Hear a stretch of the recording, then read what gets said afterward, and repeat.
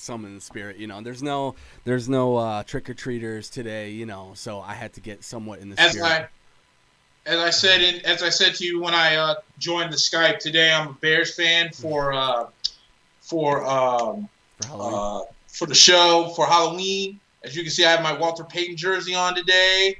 Swag. I want everyone to see that because I will be the number one Bears fans. I will be a bigger Bear fan than lifelong Bears fans for you guys to beat the piss out of the Saints this upcoming Sunday because Saints fans give me gas just as much as Packer fans give me gas. You want to talk about the biggest collection of idiots? Look no further than Packer fans and Saints fans. They should both hold hands and walk down the street and. Of course, our stream gets cut off during that epic rant.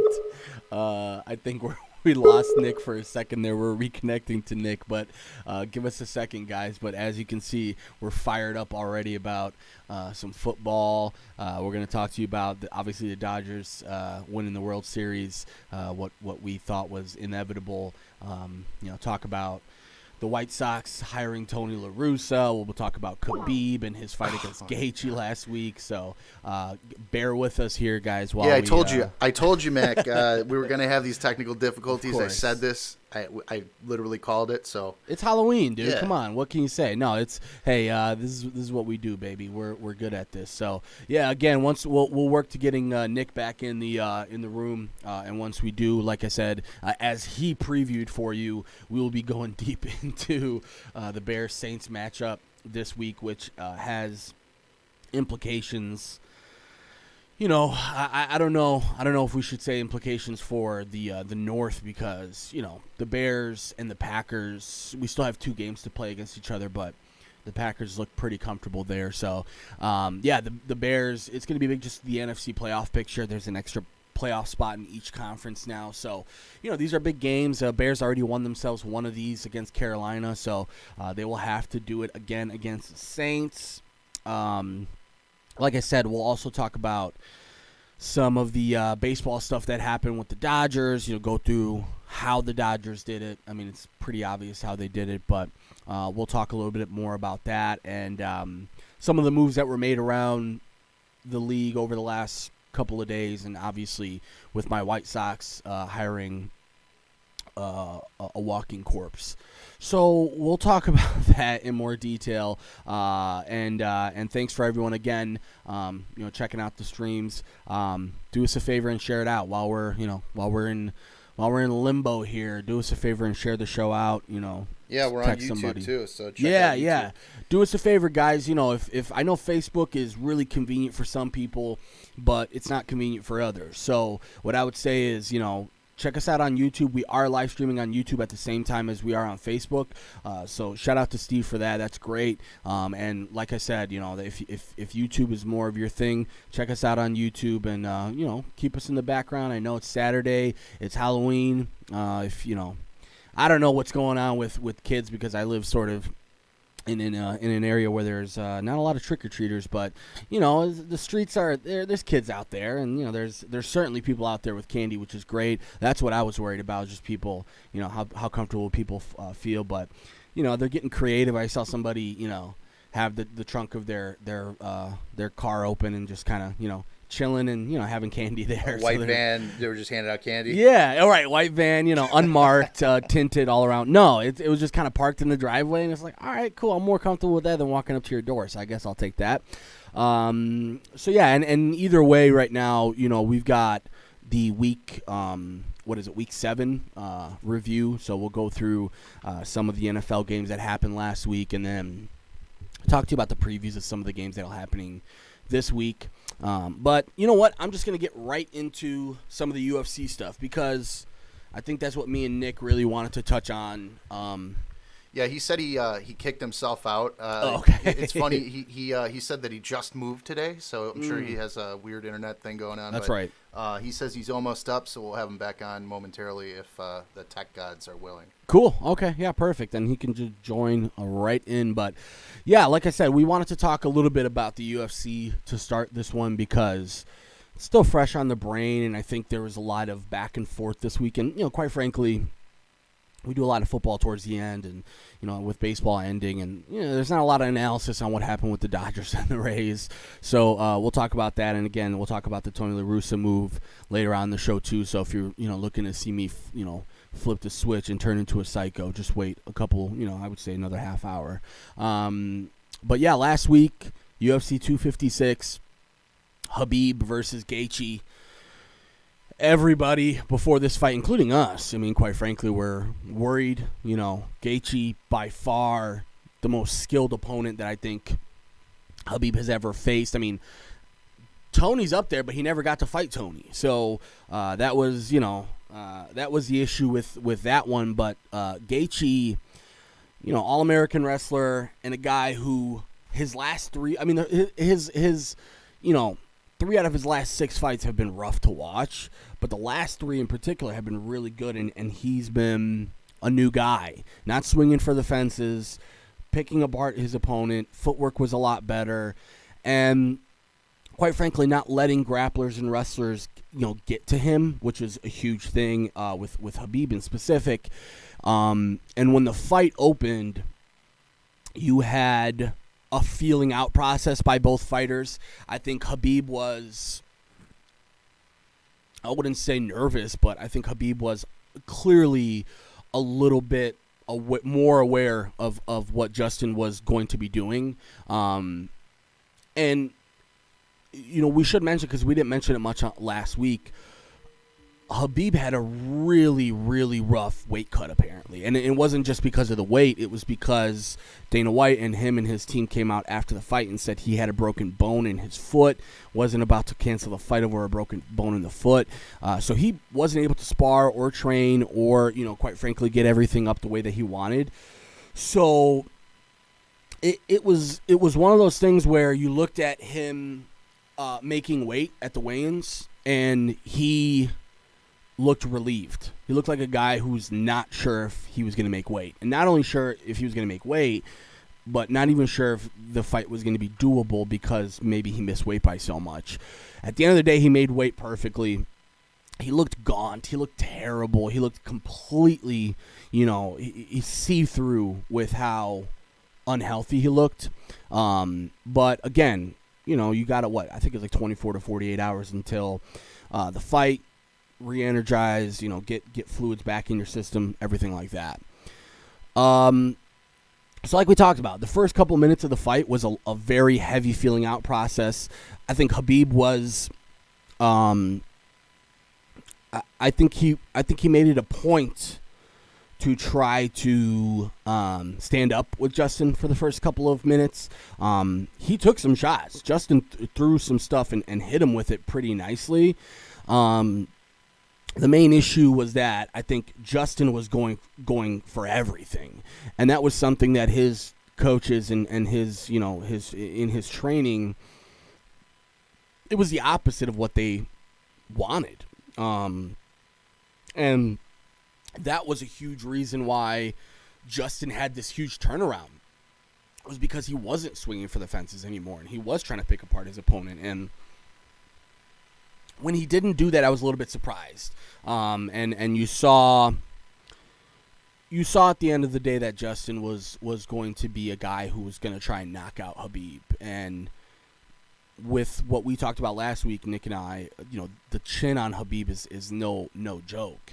So, we saw that first round. It was, I saw some people give it to Justin. I didn't think Justin won the first round, but I thought it was pretty close. And I thought overall, Habib looked a little bit tentative. I know he tried a takedown, or he executed a takedown at the end of the first round, and it worked. But I think he tried to lock on an armbar with like 30 seconds left in the round, and you're not going to get anything with that. So beginning of the second round, you can tell, though, after Gaethje got to his corner, I believe it's Trevor Whitman, had basically told him, listen, dude, like, you're not doing what we talked about. And Gaethje kind of went back out there, and Habib, I've never seen somebody take someone down, get in position, take their back, get their hooks in on somebody, and basically get themselves in a position to do 3 to 4 different submissions all within a 5-second span. This dude is special, Habib. So it was very apparent that Habib was going to need to, at the very least, do something like that because of Justin's overall grappling and wrestling experience. And you saw it. It was quick. It was effective. Like I said, the takedown happened. They were separated for a second. Justin, he stumbled a little bit. And Habib, all within 2 seconds, gets in position, takes his back, sinks his hooks in, turns around, and all of a sudden, within 5 seconds, he's in a position for an armbar or arm triangle, whatever it might have been. And there he is. We were killing some time with that. Hold on a second. There we go. Hey, my bad, dude. You good. My dumb ass was getting so excited about talking about you guys being the piss out of the Saints that I literally turned my chair and totally cut the computer entirely. Like, it took it out of the socket. I was like, son of a bitch. I can't fault you for the excitement. All right, no, we're back. No, I do.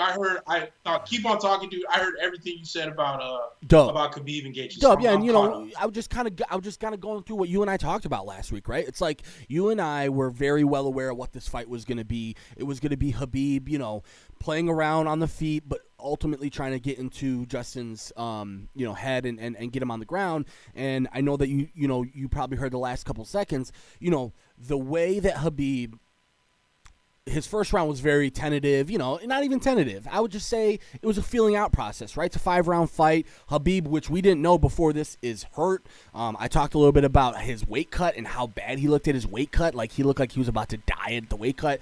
And the next day he looked just fine. But the quickness of the takedown, taking of the back, sinking the hooks in, pulling off, and moving Justin to his side, and then again putting him in himself in a position for like 3 or 4 different submissions.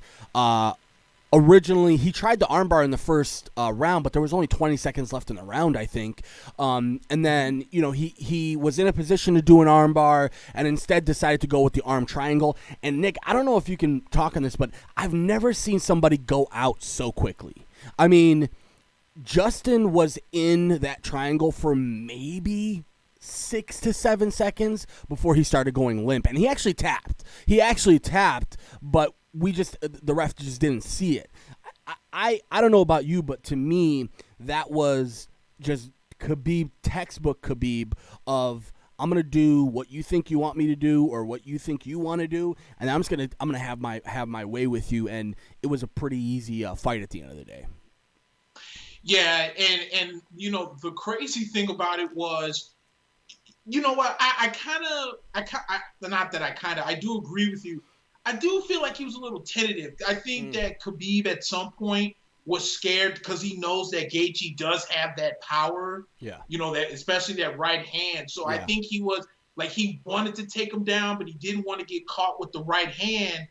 And then as it went along, you can start to see that Khabib was ready to take Gaichi down. Yeah. And when he got him down, and the funny thing was, when he took him down in the first round, he basically went from which almost seemed like not even side control, but maybe half guard, to all of a sudden mount to an armbar, all within 15 seconds. Yeah.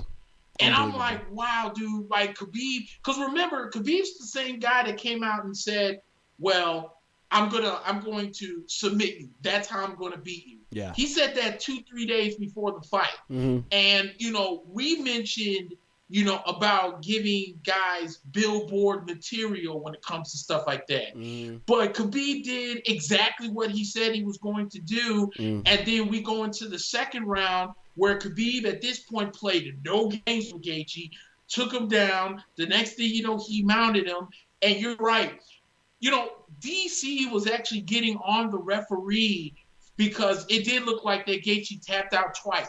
But I wonder if the ref was thinking that maybe Gaichi was trying to get out, and was because we've seen it before. Like, what was the one heavyweight that was in the same card who was trying to do his opponent, and the referee got by. So at that point, he's like, I don't know if he's fighting now, but at that point, you could tell he was sleeping. I was like, okay, that's enough. Yeah. But just complete utter dominance by Khabib in that fight, and you know the emotional, you know, the emotions afterwards, you know everything that's weighing on him with the passing of his father, and then you know a few minutes later announcing the retirement. But you know, again, that was complete utter dominance of Khabib, and ultimately it's going to lead into, you know, the next topic, which is Khabib was then named as the best pound for pound fighter, and John Bones Jones, without missing a beat, went on to Twitter like he usually does and cried up a storm saying, you know, well, what about me? I had 12 defenses. So that leads to what I was talking about and I've been thinking about this now for the last 4 days, because the fight happened Saturday. The pound for pound GOAT talk really started around Sunday, Monday. And then it was around Tuesday or Wednesday where I'm sitting here and I'm like, I've listened to so much sports radio between Undisputed and The Herd and some of the nightly shows on Fox. And I was thinking, there may not be a bigger bunch of hypocrites than certain sports fans, okay? Because the argument is John Bones Jones defended his title 12 times while Khabib defended his title 4 times. Okay, so if that's the case, then wouldn't Bill Russell be a better basketball player than Michael Jordan? Mm-hmm. Yeah. You get what I'm saying? Yeah. Because Bill, as far as, if I'm not mistaken, not only does he have 8 rings, the Boston Celtics won 8 rings in a row. But yeah. what's usually the big argument? Well, Bill Russell played against guys who weren't that great. You know, they were playing against average white guys, and he was kind of like, you know, the gold standard, right? Yeah. Well, can I not use that same model between Khabib and Jones? Because let me ask you a question. When is the last time Khabib had a fight and you said, boy, I don't know if he really won that fight? I can't think of one. Yeah. I mean, he had the absolute utter dominance against Michael Johnson. I think that's his name. And then the next fight, that was the one he was supposed to fight Tony, and Tony had to pull out, and he fought Al Iaquinta last second, and you know the fight didn't go great, but Khabib won handily, right? So I don't think it was ever in doubt. So to answer your question, I don't necessarily see any fight that is in the mold of what we saw with John Jones and Reyes, with John Jones and Gustafsson, with John Jones and my boy Thiago Santos. So I see where you're going with this. You know, at the end of the day, numbers don't lie. I get it. You can say whatever you want about it. Let's say this, for example, right? If old head came to you, Nick, and said, well, I remember back in the day, Bill Russell was, you know, and he's the best ever. And, you know, you could look at him and you could entertain that conversation, right? But you wouldn't be able to make the point that, okay, he might be more accomplished, but is he the best player? Is he better than Jordan? I don't think that anybody would say that. More accomplished is one thing, but being the best is another thing. So, again, these conversations, we can have them all day until we're blue in the face. But what really stuck out to me, Nick, is how bothered John was by this. And just very bothered. You can tell that this really eats away at him. And to me, I think you and I are both in the same category, a hit dog hollers, right? So when you got something being presented to you and it's hard to argue against, you tend to get emotional about it. Exactly. And that's, I think that's kind of what I was so I don't even want to say upset, but I was kind of missing what the point was because, you know, the John Bone Jones nut huggers are just going to come out well, John's right. You know, he defended his belt 12 times and blah, blah, blah, and this and that. But here's the problem that I have. You just mentioned it. He struggled against Gustafsson the first time. Mm-hmm. He struggled against Santos, and Santos was only on one leg for 3.5 rounds of that fight because he tore his ACL on the leg kick. So you couldn't even take out a guy 3.5 on one leg for 3.5 rounds. You never should have won that fight against Reyes because you were outfought in that one. And I know you shouldn't have won that fight because you had to come out and defend yourself, claiming, well, look, I have the takedowns. So if you have to explain yourself because the fans who saw the same fight that these dumbass judges saw apparently weren't on the same page because the fans saw Dominic Reyes pretty much dominate you for maybe 3, if not 4 rounds, and the judges saw otherwise for whatever reason. But then you also look at he beat Rampage Jackson, who was clearly on his way out of UFC. He beat Rashard Davis, who was on his way kind of out of the UFC. He choked out Lyoto Machida, who had just lost his title to Mauricio Shogun Rua, and he was kind of on his way not only out of the UFC, just out of the light heavyweight division, period. Right. Then you beat Shogun Rua past his prime. So who exactly were you impressed with when it comes to John Bones Jones? You really didn't fight. You fought these legends, but you fought them past their prime. And then a lot of the names that you fought that were in your own, that was probably in your same league, that has the same energy as you struggled against 3 of them. And then you got scared of Jan Blachowicz so much so that you went up to heavyweight and relinquished the title and saw exactly what he did to Reyes because he knew that was going to be him. Yeah. So, no, I don't have any respect for John Bones Jones. I'm not saying that he's not great, but I'm going to say that I would take the 4 dominant performances as featherweight champ, or whatever weight he was, of Khabib than I ever would with John Bones Jones because I never questioned Khabib. I saw a man dominate Conor after Conor ran his mouth for 2 months, and the Conor McGregor nut huggers that give you just as much gas as the John Bones Jones nut huggers. Well, Conor's the greatest. He had 2 belts like it's never been done before. He's the first one to have 2 belts. He's this and that and that and this and that and everything else. And this dude came back garbage, got his ass whooped, and not only did Conor get his ass whooped, but he's lucky that Khabib had security because all of his corner was going to get their asses whooped by the same dude. Yeah, Dylan Davis. I saw him dominate Gaichi just the other day, and I've seen Khabib without question. And I don't know if you saw the video that I put up. I don't know if I put on my Facebook or not, but they were showing some of the highlights of Khabib in his fights. There was one fight where he was just raining down hammer fists and told whoever it was, he was like, dude, you just need to give up now because I need this title shot. And the dude wouldn't quit. Yeah, so what did he do? Johnson, rain 6 more hammer fists until the referee stopped the fight. And talking to Dana. Jones could only dream to do something like that. Talking to Dana while he's beating him up, too. He's like, Dana, give me your boy. And Dana's like, finish the fight, please. Like, you know. Yeah, no. Yes. I think at the end of the day, Nick, I think it's funny you mentioned Conor because that was going to be what I brought up next, which is the fact that, you know, UFC is a new sport.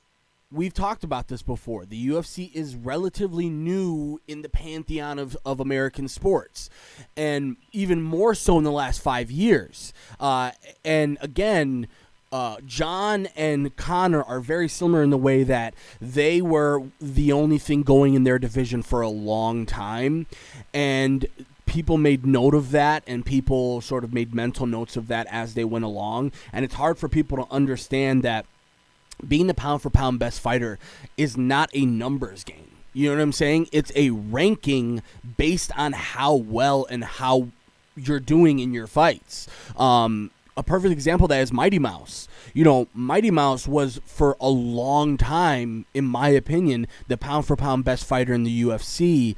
And the numbers showed it. I mean, the dude cleared out his whole division to the point where they almost got rid of the division because they're like, we don't have anybody else to throw at you.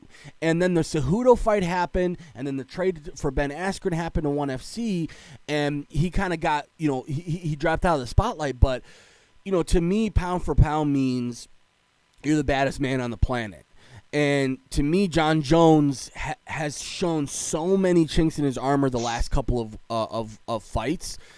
It's hard to make that. It's hard to make that judgment right now. Because of the way that Khabib is dominated. Especially when it comes to Justin, man. Justin is a beast, dude. Like Justin, he's gonna be the guy that fights for that vacant title. I don't know who they will give him. Right now, but. It's funny, Nick, you look at what the division looks like and all the people that Habib has faced or would have to face, and they're all killers, all of them.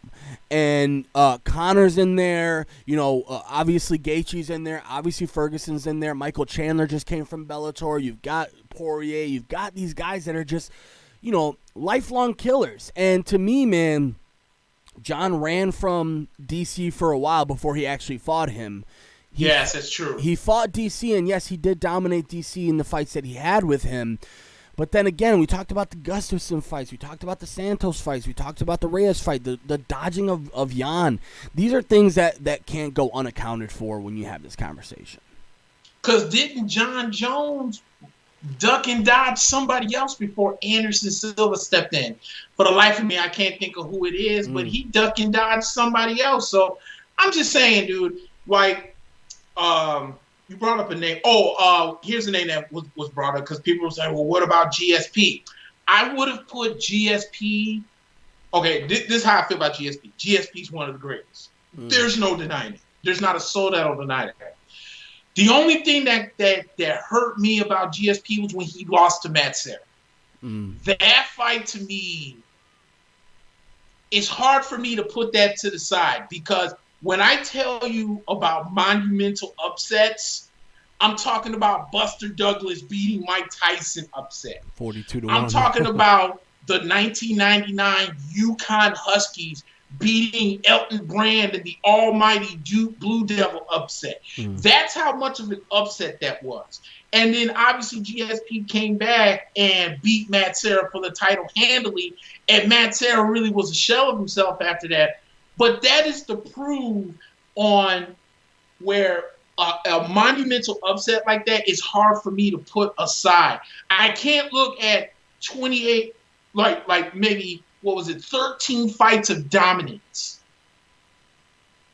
And I still got that Matt Serra loss still hanging over my head. Yeah. Like, it's hard for me to put you up there. That's the problem with Habib is he doesn't have any of those Matt Serra fights. Doesn't have not a single one of them.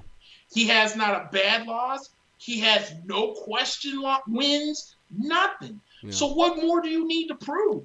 Yeah. You know what I'm saying? But again, because everyone looks at the quantity over the quality, then people are going to argue. And I mean, and that goes to, and that really goes to the Jordan versus Bill. I mean, I'm just using it as a reference. I don't believe that Bill Russell his accomplishments, like you said, might be better, but we know what Michael Jordan did for the game and how great he was. But you're going to look at those 6 rings that Jordan won, and then you use that. Well, yeah, Bill Russell had 8 of them, but the quality of the rings don't mean as much as Mike. Well, I can use that same exact argument for Khabib versus Jones, where, yeah, Jones defended his belt 12 times, but let's look at the quality of the wins. Yeah. And then, like Diego said, it's not how many times you fought, it's who you fought exactly. Yeah. When your first 5 or 6 defenses are against guys that are outside of their prime, on their way out of the UFC, and then the next 4 or 5 guys are guys that you struggled against. Nah, you're not the best. You're great, but you're not the pound for pound best fighter. Yeah, and I'm glad you brought up GSP. That's just my opinion. No, and I agree with you, and I'm glad you brought up GSP because it kind of transitions into what we want to talk about next, which is, the fact of the matter is, Khabib came out after the fight. He was obviously very emotional. You could see him taking off his gloves as soon as the fight ended. And I think everybody who watched that saw that it was a very emotional time for him. He was obviously crying in the middle of the octagon for a long time. Gaichi is a class act and was right next to him and consoling him. And I think everybody in Abu Dhabi and everybody in that bubble understood what that emotion was. And when he retired, I think, me included, everyone was like, this guy's done. Because Habib is not an attention seeker. He's not a guy that wants fans. He's not a guy that's marketing himself. This is a guy who says all praise to Allah after a fight on national TV when half the fans that are watching probably, think he's reciting some sort of terrorist prayer. So he can give a shit less about what people think about him, right? But the big debate was, okay, he said he retired, and he said it was in part because he had promised his mom that he was done. He would go back home and focus on, the guy is from a country in Dagestan that is a very small part of Russia, remote village. He talked about it in a lot of his post-fight stuff. I'm a guy that comes from a village where, we don't have running water in some areas and stuff like that. So I think when you take all that to consideration, he says he's retiring. Me as a fan who knows that goes, he's done. And I think we all sort of felt the emotion too, Nick. I think when he won that fight and he started crying, I didn't cry, but I felt that emotion. I felt that exactly what he was thinking, and it was shades of Jordan after his dad passed, and he was crying and hugging the trophy after the championship, and just knowing all the emotion. And to me, I thought he was done. Now, there's been reports over the last couple of days. Dana White basically came out and said that he talked to Habib, and Habib, might have been a little bit emotional on that night, and that possibly, his dad is on record to saying he would like for him to go 30-0. And the big thing before his dad passed and before even COVID hit was that Habib wanted one more defense, and then he wanted GSP.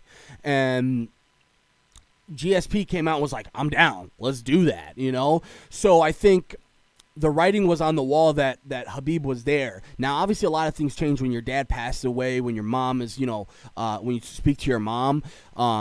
So he said his promise was to his mom that he would not fight again and he would focus more on other things. And now apparently one of his translators from his corner has come out on Instagram or social media somewhere and basically said, things are more complicated now. He spoke to his mom, and his mom, sort of deferred towards his dad and his dad's wish. His dad has passed away, and his dad's wish was that he would be 30-0. So maybe he comes back. But I think people who think that Habib retired for attention like Cejudo did, or like so many people before him, that's not Habib. Yeah, I agree with you 100%. And I think we mentioned last week about Cejudo, who retired, but then said, "Well, I'll come back for the right price." Dude, then you might as well just stay retired. Running out of money. I mean, like we said last week, is anyone really missing Henry Cejudo? Yeah. Is anyone like, oh boy, I could really go for one more Cejudo fight? No, no one is. Yeah. But I remember when I said something on Facebook when we retired, and I know you commented on it, because I felt the same way you did. The way he was talking, it sounded like he was done. Yeah. All the GSP talk was out of the window. All the speculation was out of the window. It sounded like whatever promise he made to his mom, Khabib sounded like the family man that says, hey, I got a wish. My mom asked me not to fight without my dad being there. He said, I told her I do have to go with this Gaichi fight because I promised that I'd be in it. Dominated him. I'm done. I can't fight without my dad. And then I saw the same thing you saw where Dana White had talked to him, and it might be like he might have had a change of heart, and maybe he wants to go through with the GSP fight. I'm all for it. Like, it doesn't make me look at Khabib like, man, you're such a liar. Right. Because I think it was like you said, I think it was just an emotional thing. His dad's not there for his first fight ever, and having that talk with your mom, and making promises and that kind of stuff. That all weighs down on you at the spur of the moment. Yeah. You know, and like you said, it's totally different from Cejudo, because Cejudo, as we mentioned last week, is the same dumbass when he won whatever the second belt was, when he was naming fighters that either haven't fought in years or way past their prime. Uriah Faber. I want Uriah Faber money, and Uriah Faber hadn't fought in like 2 years.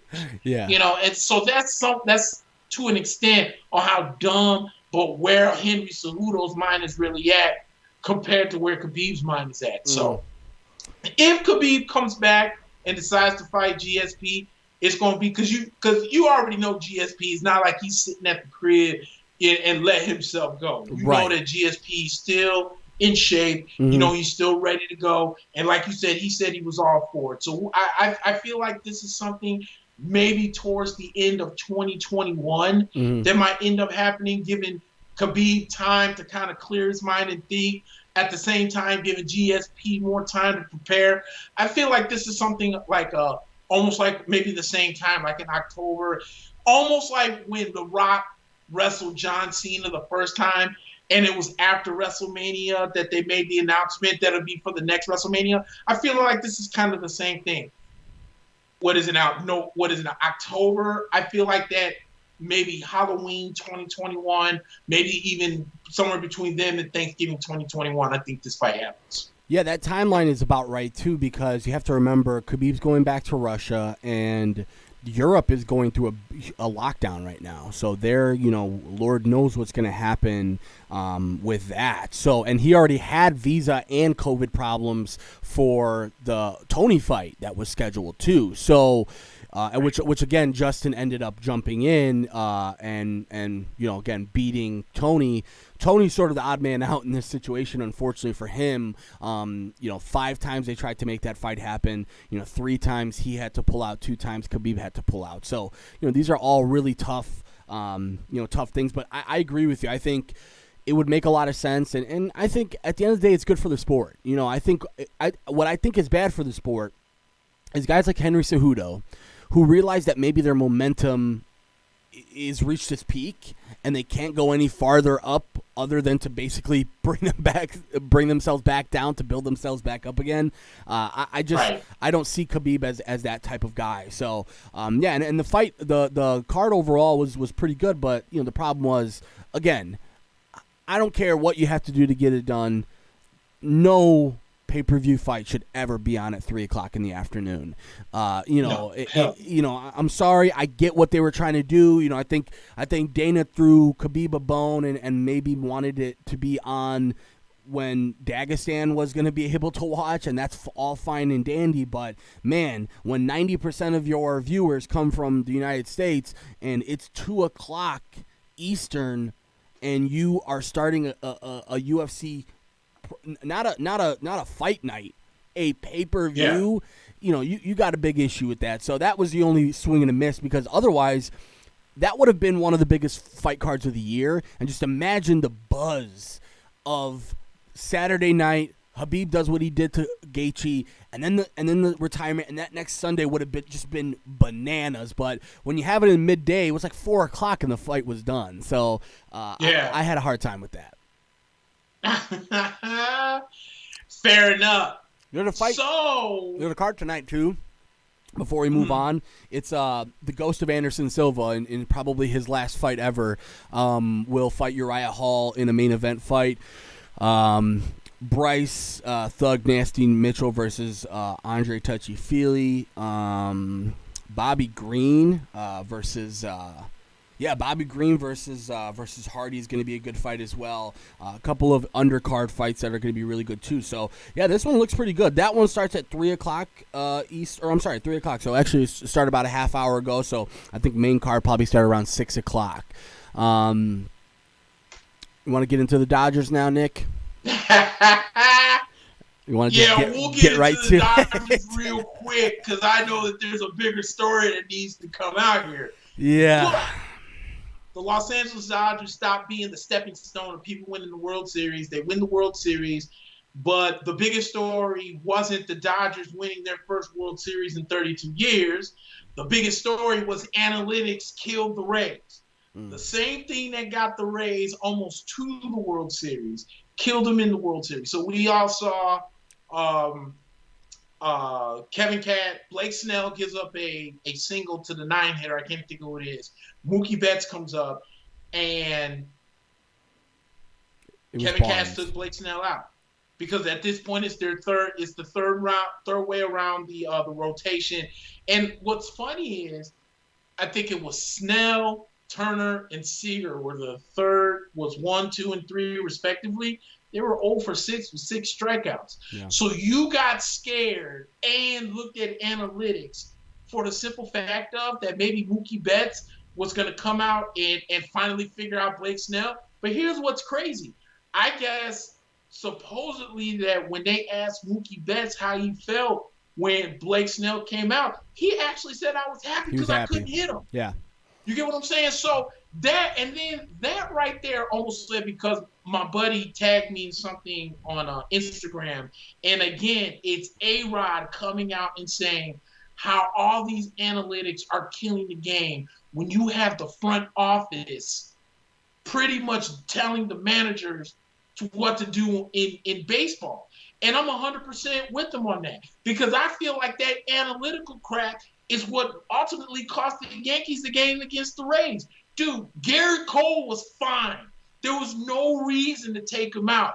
But the man gives up 1 home run on the game tying, and it's almost like the leash got so small you couldn't wait for him to mess up to take him out of the game. Why? Because 9 times out of 10, these managers keep looking to the future and not focused on the now. And I think in Kevin Cash's point, because there really wasn't no future outside of Game 7. You weren't going to use Blake Snell in Game 7. You were going to have old, reliable Charlie Morton ready for Game 7. And he's notoriously been good in Game 7. You had to worry about the now. And it was a premature move.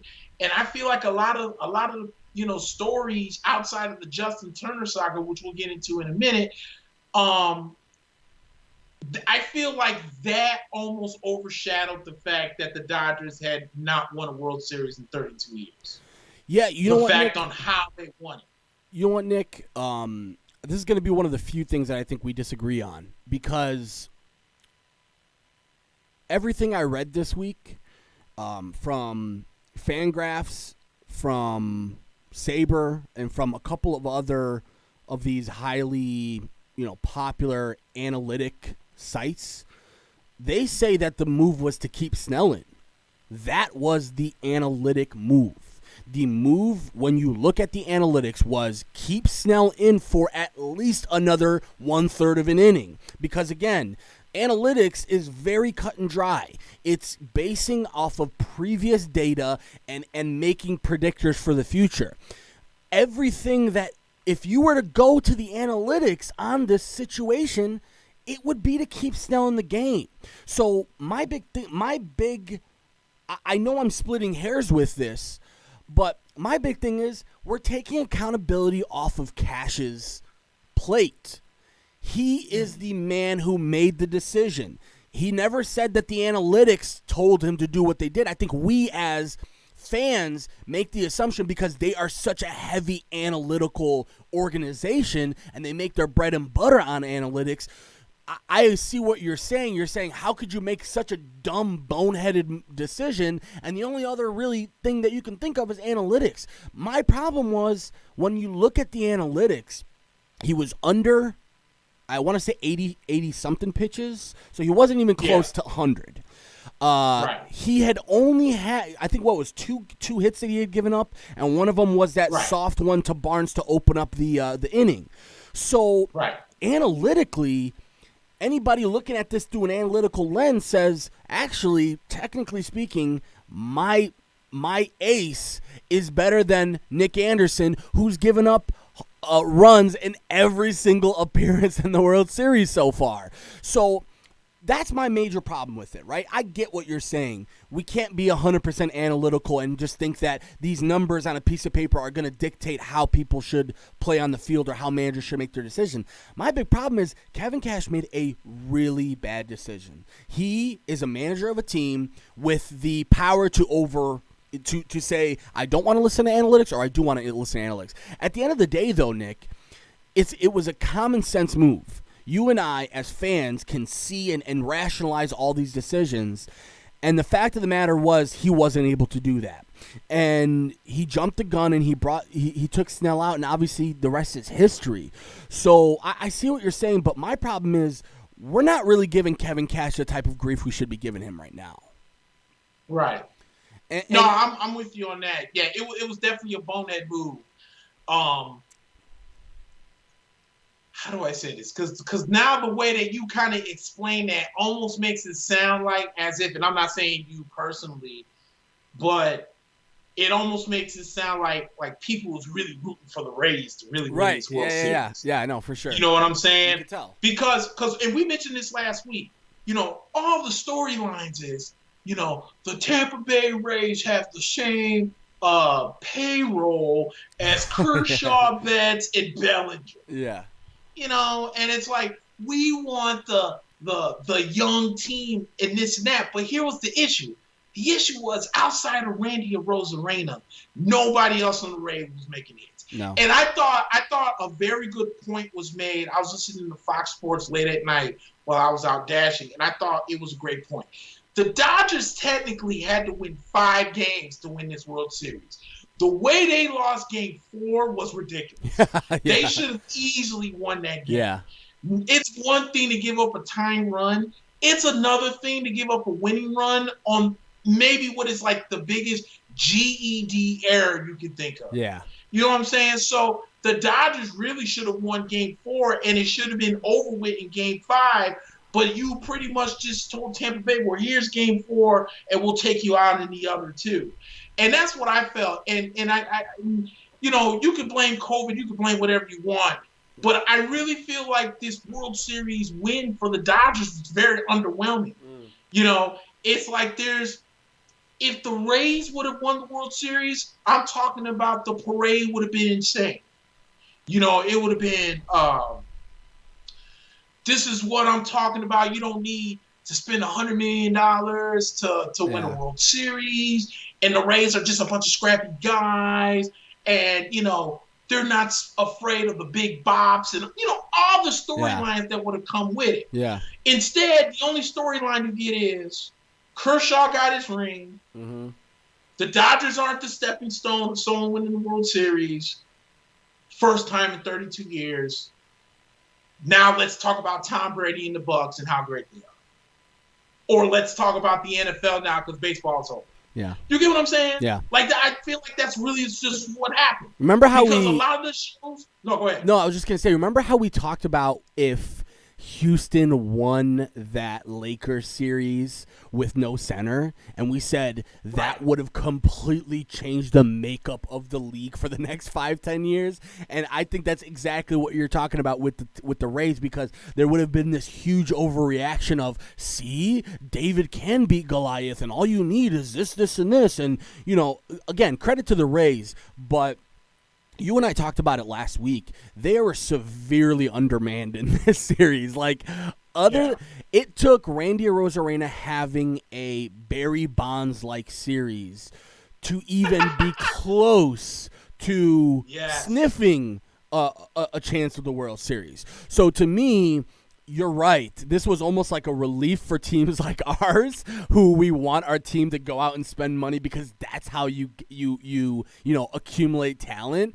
And it would have been such a huge blow to the league if the Rays won this and the rest of the league just went, maybe we can just not spend money and just, maybe we won't spend any more on Chris Bryant, or maybe we won't spend any more on these guys. So I agree with you. It was almost like a league changing type of win. Yeah, most definitely. So congratulations to the Dodgers. Yeah. And, Clayton Kershaw, we always rag on him about his postseason woes, but I mean, he was pretty much brilliant in game 5 it was to even set up for game 6. So you got to give credit where credit's due. He finally got that playoff monkey off his back. But the big story is the Chicago White Sox hired time. As a matter of fact, why you gotta bring me down? I was listening again. I've been. it's so funny because Chicago, at least on the South Side, you included, of all the White Sox fans, I wouldn't say are ready to trade in the White Sox jerseys. But one of our previous classmates, Aaron, was ready to trade in his White Sox jersey because everyone's not understanding why Jerry Reinsdorf goes out and hires old man Tony La Russa. And I thought the video you put up of Sarah Spain, who pretty much hit all the points of why Tony La Russa made no sense for this team. And I look no further than the fact that the Detroit Tigers went out and hired A.J. Hinch as their manager. Because my thing with that move is it is a high-risk, high-reward move for Detroit to make that move. Because there's no pressure on A.J. Hinch. A.J. Hinch served his year. He's going to have a cloud over him. But the Detroit Tigers are thinking like, dude, it's not like we need you to come in and have us win 138 games next year and get us all the way to the World Series. Yeah. We'll let you build up your reputation while we figure out how we're going to fix this team and see if we can find a sucker to take Miguel Cabrera's contract and finally get the hell out of that contract. Good luck. And then we'll start building these pieces. Yeah. You know what I'm saying? Whereas the White Sox, they're on the other side of the coin where it's like, okay, this would have been a great time to find that Kevin Cash-like manager. Some guy that can relate to these players, that can hang with these players. And that's why, and I know Aaron was talking about Ozzy, which I think is stupid, but I thought Carlos Beltran technically was never suspended for anything. He just got fired from the Mets because they didn't want the black cloud over their organization.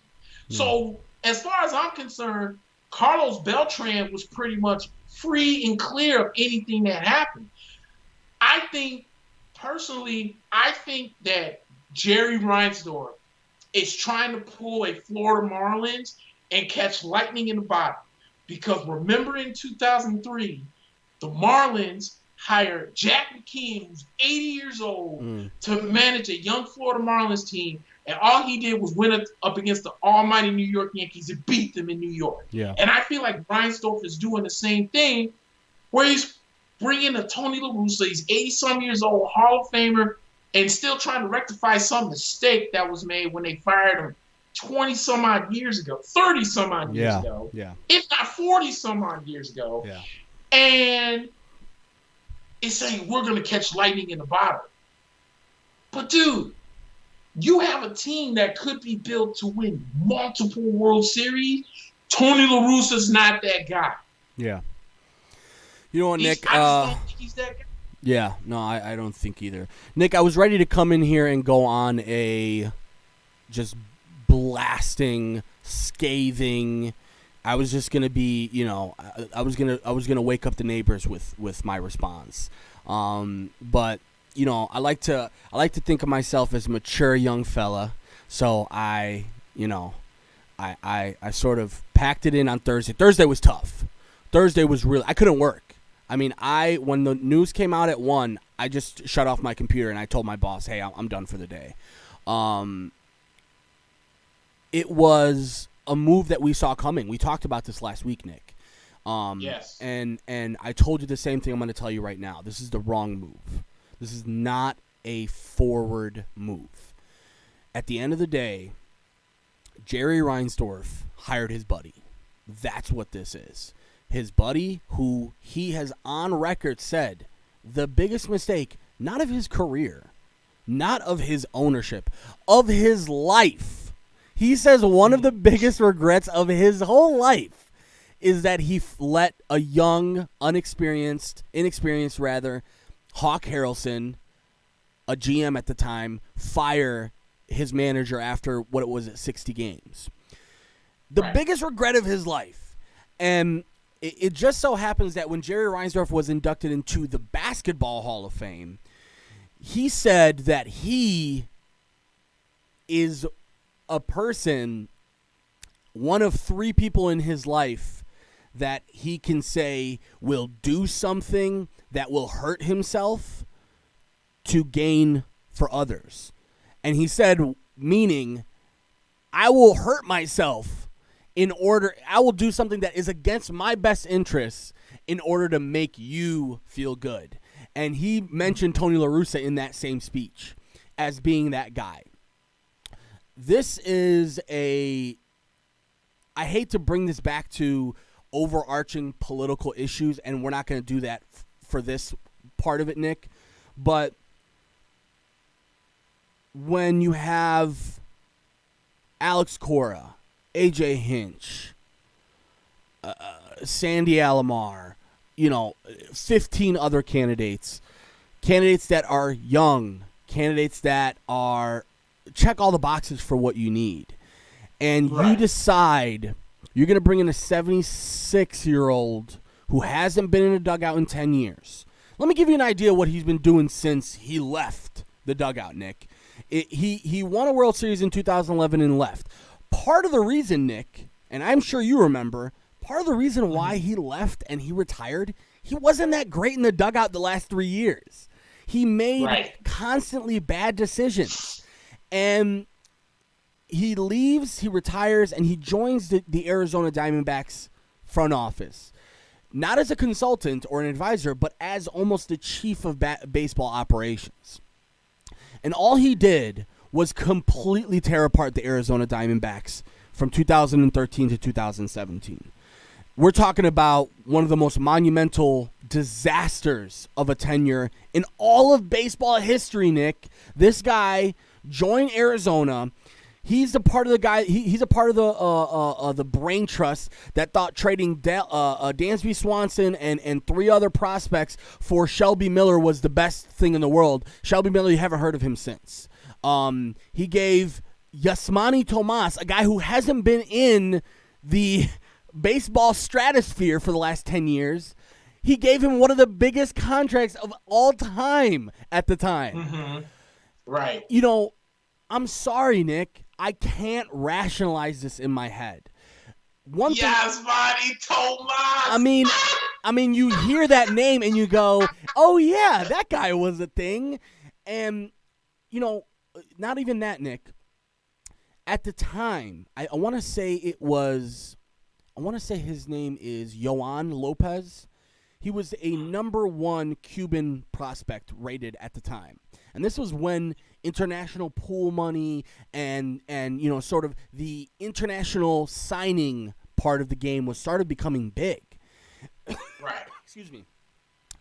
And Tony La Russa didn't understand the rules. He didn't know what the rules were for international signing. He ends up signing this kid, Yoan Lopez, to a monumental deal. Not only a monumental deal, but because they didn't read the verbiage on the contract, they had to pay 100% tax on his salary. So they had to double his salary for a guy who isn't in the majors, by the way. They had to double his salary because they were so incompetent. He literally gets everyone around him fired. Everybody around him gets fired, and because he's Tony La Russa and nobody wants to fire Tony La Russa, they did the same thing they do to all of the good old boys. You know what, Tony? How about you just put out a press release that you're leaving? It might be better for everyone. Right. So Tony does that, and then he moves on, and he goes into front office roles with, I think, Boston and the Angels as well.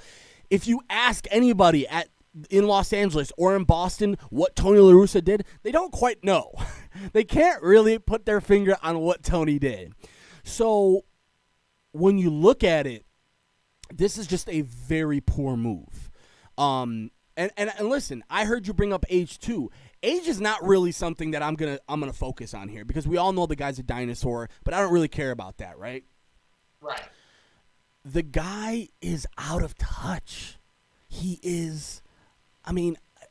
In 2016, let me just before we do that, I was distraught on Thursday, Nick, and Thursday night they had the press conference for Tony La Russa, and I'll be honest with you, Tony did a really good job. He did a really good job at the press conference. He spoke well. He backed off of some of the comments that he's made in the past. Mm-hmm.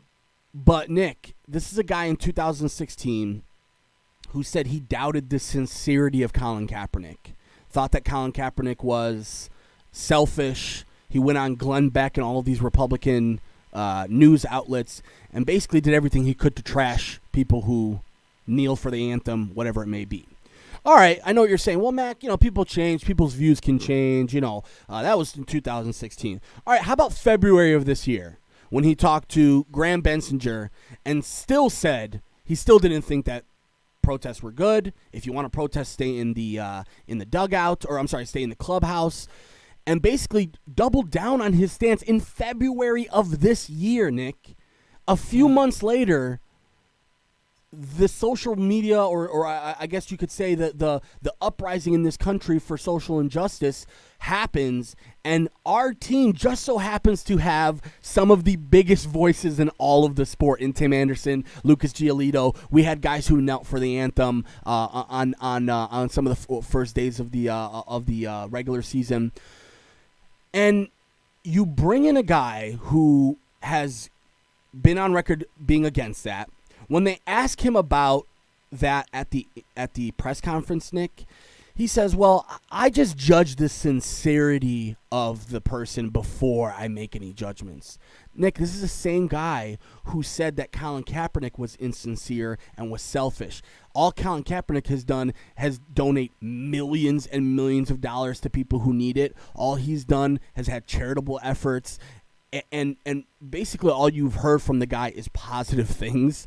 And when you got a guy who's saying he's doubting his sincerity, and then likewise at the press conference saying, well, I'll judge the sincerity of somebody before I make that decision. And I'll be honest with you, Nick, the Chicago media did not take it easy on him. They were really hard on him, rightfully so. And one reporter actually came out and said, who are you to judge the sincerity of a player? What gives you, that's what he said, what gives you the authority to judge the sincerity of a player? And he squirmed in his seat, and he said the PR answer that I'm sure they spent 2 days giving him to say. At the end of the day, Nick, Rick Hahn, who every single White Sox fan should be on their knees ready to kiss his feet for what he's done for this franchise over the last 8 or so years, was not involved in this hiring. Kenny Williams, a guy who's a legend with the Sox and has stepped back recently and has been more of an executive role, did not have anything to do with this hiring. At the end of the day, Nick, there's really only one positive that anybody can spin this for. It's that Jerry will now bust out the checkbook for his buddy. And that this offseason, basically what Jerry told Rick was, I'm going to give you the checkbook. You go get who you need, but I'm going to hire my manager. And I will say this, Nick. Do managers win World Series? No, they don't, right? I think analytics show that the most positive gain you can get from managerial decisions is 5 games. Meaning there's only 5 games in all of 162 games that your managerial decisions either make or break. So am I ready to turn in the logo, Nick? No, I'm not ready to turn in the logo. This was a boneheaded decision by a bad owner who has ruined this franchise and is currently ruining our other franchise in town. And that's what really worries me. The Sox are going to be fine, Nick. I'm not worried about the Sox. We have too much talent not to be good, right? And at the end of the day, all they have to do is go get a couple of guys this offseason and we're back in it, right? So time will tell about Tony La Russa. We will see. I will tell you this. There's been a lot of fumbling within the organization, Nick. That's what worries me. The White Sox put a press release out with Tony La Russa's face on it and A.J. Hinch's signature on it. I mean, I saw that. I mean, Nick, I saw it. I cannot fathom the pure fuckery that has to happen for somebody. Somebody had to have lost their job or internship, please. That's all I'm going to say. But then on top of that, you have the way that they announced it. And then, Nick, there was, I don't know if you saw this. The White Sox were the #1 trending subject on all of Twitter on Thursday. And it wasn't nice stuff. It wasn't like, good job, White Sox. It was, what the fuck is going on? And the White Sox, in turn decided, you know what's a good idea? Let's put out a press release of all the nice things players have said about him. So then it's like David Eckstein, Tony La Russa is a really nice guy. Ricky Henderson, he was pretty cool. To me, these are all. Oh, so they went to like his previous employers. They went to other people who have dealt with Tony La Russa and got quotes, and then put them on a PDF document and tweeted that out after they were trending on Twitter. The amount, I'm not even in the business, and I know that's just so bad. Nobody should be doing that. You know what? If you thought Tony La Russa was the best guy for the job, stick to your guns. Stop trying to convince people. And I'm sorry, Nick, but Rick Hahn might be leaving after this. I'm telling you. Yes. Guys do not stick around when people go over their head. Yeah, and as a matter of fact, there's two instances. First, Christian says, and I'll direct this to you because you're a Sox fan, but he wants to know: do you think that La Russa will hire a young guy to be his bench coach to groom him to be his future replacement in about 2 or 3 years? Nick, have you ever seen a World Series caliber team have a conversation about who's going to be our manager in 2 or 3 years? That's a very good point. Never. Because even the Rays didn't do it after they let Madden go. It wasn't like, you know what? Madden said that Kevin Cash could be the next guy, so he's just going to step down and let Kevin. Yeah, you're right. I mean, what have we brought ourselves to at this point that we're like, maybe he'll bring in someone young and in like 2 or 3 years it'll be good. Who cares about 2 or 3 years? We're trying to win a ring. Like, I cannot, I see where Christian's coming from, right? Christian's trying to rationalize this in his head of, okay, maybe they're bringing in the old guy to bring in a new guy. But we're talking about rebuilding teams. That's rebuilding team talk. That's 2010 White Sox talk. That's 2015 White Sox talk. In 2020, we could be one of the best teams. So yeah. I'm flabbergasted that we have gone from a team that after we lost to the A's went, man, we're one decent manager and like 3 decent players from being right there.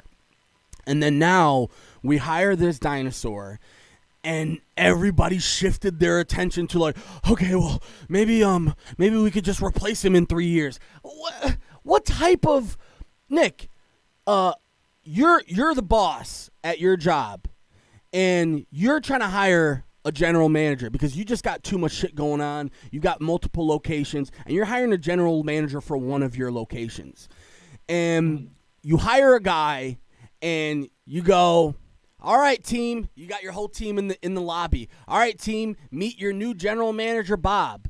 Well, Bob is going to be here for the next maybe 2 years, but the assistant general manager, this young kid that I found, woo, he's going to be good for you guys in 2 or 3 years. Then why did we? What are we talking about? We're talking about. Yeah, why did we just hire? Why don't we just hire this guy? Right. We just can't. As White Sox fans, we're so used to the fuckery. We're so used to Jerry Reinsdorf sucking. We're so used to the front office making terrible decisions that we rationalize these things in our head, and we let AJ Hinch go to the Tigers. And as you mentioned, the Tigers have nothing to lose. They had a tremendous season as far as they're concerned this year. They were expected to be cellar dwellers, and they were in the playoff race until the last 3 weeks. So, AJ Hinch, if you are a Detroit fan, you're like, oh my God, W after W after W this week. They hire the White Sox, who are right now the favorites because nobody respects Minnesota anymore after what happened this year. The Indians are trying to sell the whole team this year. So if you're the Tigers or the Royals or anybody else in the AL, quite frankly, Nick, your team probably looked at that and went, God damn, okay, cool, we'll take it because right. You are a team that is in a position to do something, and you are taking 2 steps back and trying to make rationalizations that in 2 or 3 years will take 5 steps forward. That makes no sense. Right. he also said, and this goes to Rick Hahn, and this actually was brought up by one of my buddies. His name's Spiro. He said the same thing where Christian goes, I can tell Rick Hahn at the press conference was not happy. Mm-hmm. And he had that face saying, oh, Jerry won't even let me do his job to hire the guy he wanted, which A.J. Hinch was. Yep. I won't be surprised if Hahn quits and that happens. The White Sox, because Kenny Williams was a horrible GM. He loved signing or trading for players past their prime. That goes to almost back to 2005 when you guys won the World Series. Yeah. Where you got to think about it like this, dude. Right. Yeah. Look at it like this. Ozzie Guillen himself admitted that he didn't think his team was going to win the World Series. Because, what was it? Williams goes out and gets old-ass Carl Everett, gets even older-ass Roberto Alomar. Jose Contreras, El Duque. Right. You find old-ass El Duque along with old-ass Jose Contreras. Both guys are Yankee rejects and getting past their prime. And somehow the White Sox put it together. Yeah. So what does Kenny Williams do the next year? The White Sox are in playoff mode. They're trying to defend the championship. Didn't re-sign Everett or Alomar. Traded for him again to try and catch lightning in the box. Yeah.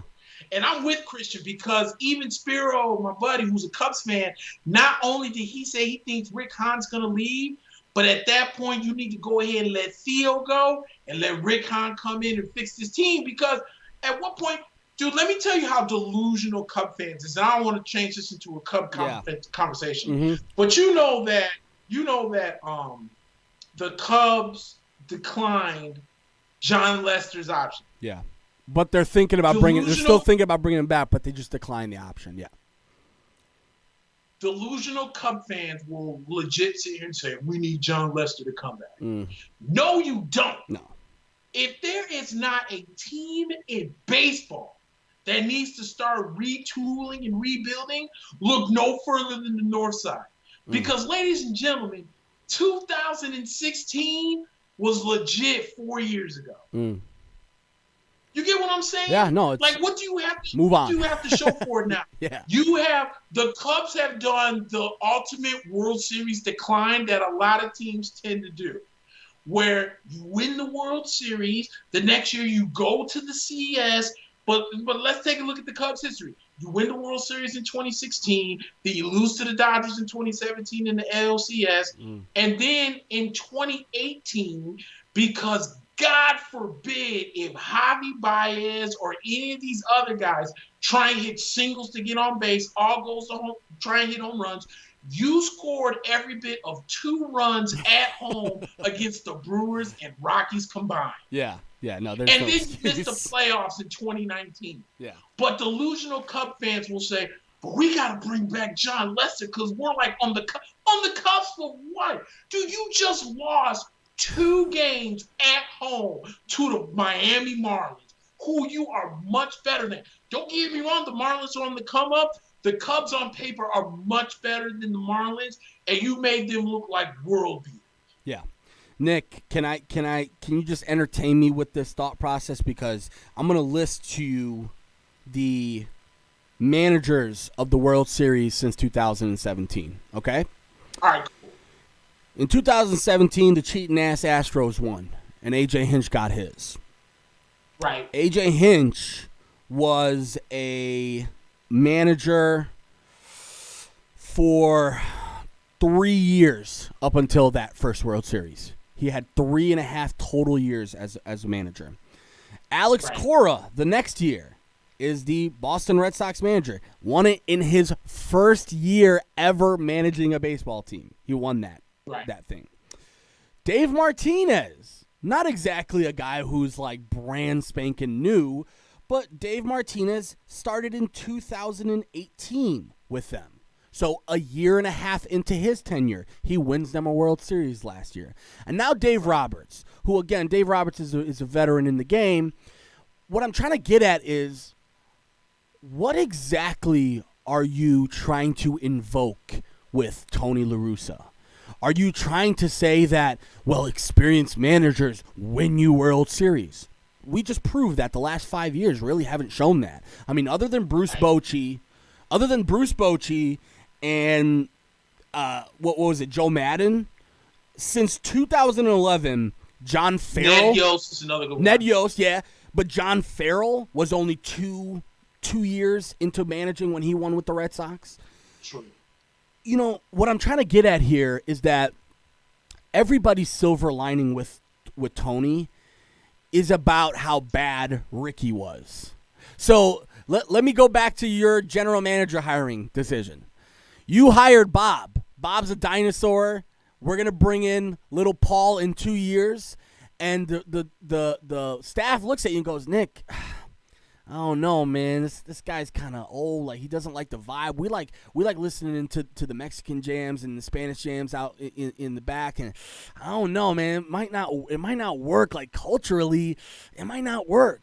And you go, well, listen. Remember how bad the GM was last year? He was so bad, right? And they're gonna look at you and go, yeah, but that's why you replaced him. So what are we talking about here? If the only thing you can use as an argument is that this guy's better than the last guy, well, I can think of about 20 different candidates that would have been better than Ricky. And I can think of another 5 off the top of my head that would be better than Tony. So I'm upset. Which in fairness, if I'm gonna be real about it, Ricky Renteria should be on that list. Let's just call a spade because I wanted to talk to you about this because I was thinking about this yesterday. Why do I feel like Ricky Renteria got a bad shake in this? And allow me to explain. Because the focus is how bad Ricky Renteria was in the last 2 weeks of the season. But in my personal opinion, was the expectation too high on Ricky? Because I understand, because remember, the White Sox were red hot. They were at one point the number 2 team in the entire American League. Yeah. But then the White Sox got a little cold. Ricky made a few mistakes, and then they fell all the way down to 7. Yeah. But then they gave the Oakland A's, who gave the Houston Astros a run for their money. They beat them in game 1 because Lucas snapped off, and then they kind of fell off in games 2 and 3. But you got to understand, Ricky Renteria was never in this position in Chicago on the north side because he was kind of like the Band-Aid. Yeah. Or the you get what I'm saying? He was a gauze before they did the surgery. You know what I'm saying? Exactly. Yeah. Exactly. Before they brought in Joe Madden. Right. My thing is, I have a feeling where the White Sox thought that with this team coming to this year, that this was a World Series team, and they fell short. And Ricky got the wrong end of the stick on this. But then I was thinking yesterday, I was like, because I kept hearing all the La Russa stuff, and I'm like, you know what? Ricky is just learning as much as these kids are learning. Yep. He ain't never been in this position before. This is only really the first year that he managed with expectations of being over a 500 team. Exactly. Yeah. And he did just that. Right. So, and I personally think that the White Sox kind of dropped the ball on this, on the sense of, I think they gave up too soon on Ricky. I also believe that if he would have done last year, maybe this upcoming year, let him go. It's time to go. Yeah. Because now at this point, we like you said, we're gonna open up the checkbook. We're gonna let you sign some folks, sign whatever you need to. Because I don't know why I got this crazy notion that Yadier Molina's on his way to Chicago with the whole I think talk. so too. Yeah. I don't know why I feel that way, but I so feel too. like it's coming. And then we'll open up the checkbook and everything. And if we are not CS bound, you will be jobless. Yeah. You feel what I'm saying? Yeah, no, I see exactly what you're saying, Nick. But here's the thing. From a White Sox perspective, a guy who watched every single game this year and everything like that, did Ricky deserve to be fired? No, probably not. But did Ricky make enough decisions to get fired, bad decisions to get fired? He did. The problem is, Nick, it goes back to the whole thought process of if you feel like somebody isn't doing the job that they need to do, their replacement has to come in with the thought process of them being better. right? They have to be a head and shoulders above that last candidate. And Tony La Russa is not head and shoulders above Rick Renteria, as crazy as it sounds. I don't care what he did with the Bash Brothers in Oakland. I don't care what he did with St. Louis. I'm sorry. Everybody from St. Louis who was nostalgic about, oh my God, Tony La Russa, like, he's just such a, makes me such a, it makes me sick. The way that some people are like, Tony La Russa is one of the most legendary people. Why don't we just dig up Cy Young and make him a manager too? Like, I don't care. I don't care what he did 20 years ago, bro. Like, that does nothing for me. I do not get my rocks off by hearing that Tony La Russa has championships. Good for him. There's other candidates who have been a part of championship teams. Alex Cora was available. And the thing that bothers me most, because I don't want to spend the whole... was available too. Yeah, and Carlos Beltran. And I don't want to get too much into this, but what really bothers me, Nick, is that Rick Hahn has gained so much respect in the league. He was the executive of the year this year, and almost everything pointed towards him moving on to another team in a more of a Theo Epstein type role. And the White Sox had to convince him to stay. And what he said was after the season ended, and I agreed with him, and most White Sox fans agreed with him. The White Sox made way too many in-house moves the last 10 years. Meaning, you lost Ozzie Guillen, and the best thing that you could come up with was Robin Ventura. And Robin Ventura really didn't deserve that job. He was there because he was there because White Sox fans recognized the name. And at the end of the day, Robin was going to be a scapegoat, because the team was supposed to be bad those years. And the team went out and spent some money with him as the manager and tried to get themselves above to a 500 level team, and they could not do that. And constantly what they did was look inwards. Okay, who can we bring in within the organization?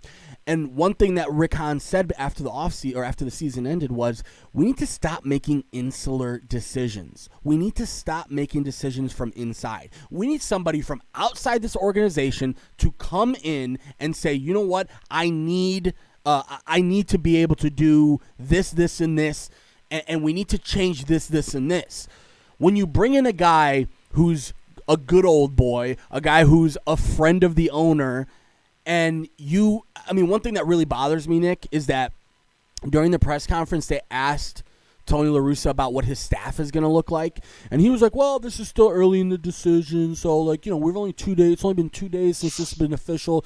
So, me and Rick and Kenny, and Jerry, if he wants to be involved, we'll talk about this. Have you ever heard a manager say, I'm going to discuss this with the general manager, the assistant general manager, and the president of baseball operations. Oh, and also our owner's going to be involved. What? Do you think George Steinbrenner is like, maybe we should go after Mark Kotze? George Steinbrenner's like, I know, or I'm sorry, the Steinbrenners or whoever's running the show Cal. In New York, yeah. Cal, sorry. Do you think Cal is in the meeting room like, maybe, you know what, maybe Alex Cora is better? No, he's over there knowing his role, kicking his feet up on it, and signing the checks. So when you have an owner who is so obsessed with himself and so obsessed with furthering his own agenda on a team, this is what happens. And when a manager on his first day is saying, I'll have to discuss with the owner about what I'm going to do with my bench. Bro, do you have any balls? Like, what is going on that we bring in a 76-year-old man who's supposed to be a guy that is well-respected in the league and a guy who knows everything, and he's, one thing that Rick Hahn said, and he said it with his best poker face on, is, Tony's a guy we can rely on when it comes to baseball decisions, and da-da-da-da. And I just laughed. Because baseball decisions is what made him retire in 2011. Baseball decisions is what got him fired with the Arizona Diamondbacks. Baseball decisions is what made the Angels go, hey, thanks, but we're good. That's literally what happened with the Angels. He came to join Joe Madden, and then they were like, yeah, maybe we don't need Jay anymore. So this year he was with the Boston Red Sox. And again, when you talk to people in those organizations, they don't know exactly what Tony did. So again, I don't want to harp too much on this because am I as a White Sox fan going, my team is going to suck this year? No. We know that the talent is too good to be bad. The problem is, Nick, we were one of the youngest, most energetic guys in the league. Tim Anderson, Lucas Giolito, Jose Abreu. These guys have fun. They do it on the field. They're bat flipping. They're yelling at the opponents. Trevor Bauer, Nick. Any chance Trevor Bauer had of coming to the South Side when Tony La Russa signed on that dotted line was gone. No player wants to play for an old geezer who talks about how, what Fernando Tatis did was disrespectful to the game. What? The guy swung at a pitch that was in the zone, and he put it in the seats. And the best thing you have to say is, "Well, they were up by 7." Well, what if the Rangers made a 6-run inning the next inning? What is your dumbass gonna say then when you said, "Well, maybe take 2 pitches before you swing at it"? This is just silly. We should not be talking about these things. And the worst part is now, Nick, I'm going to have to hear this dumbass old white dude talk about social issues that he doesn't really believe in.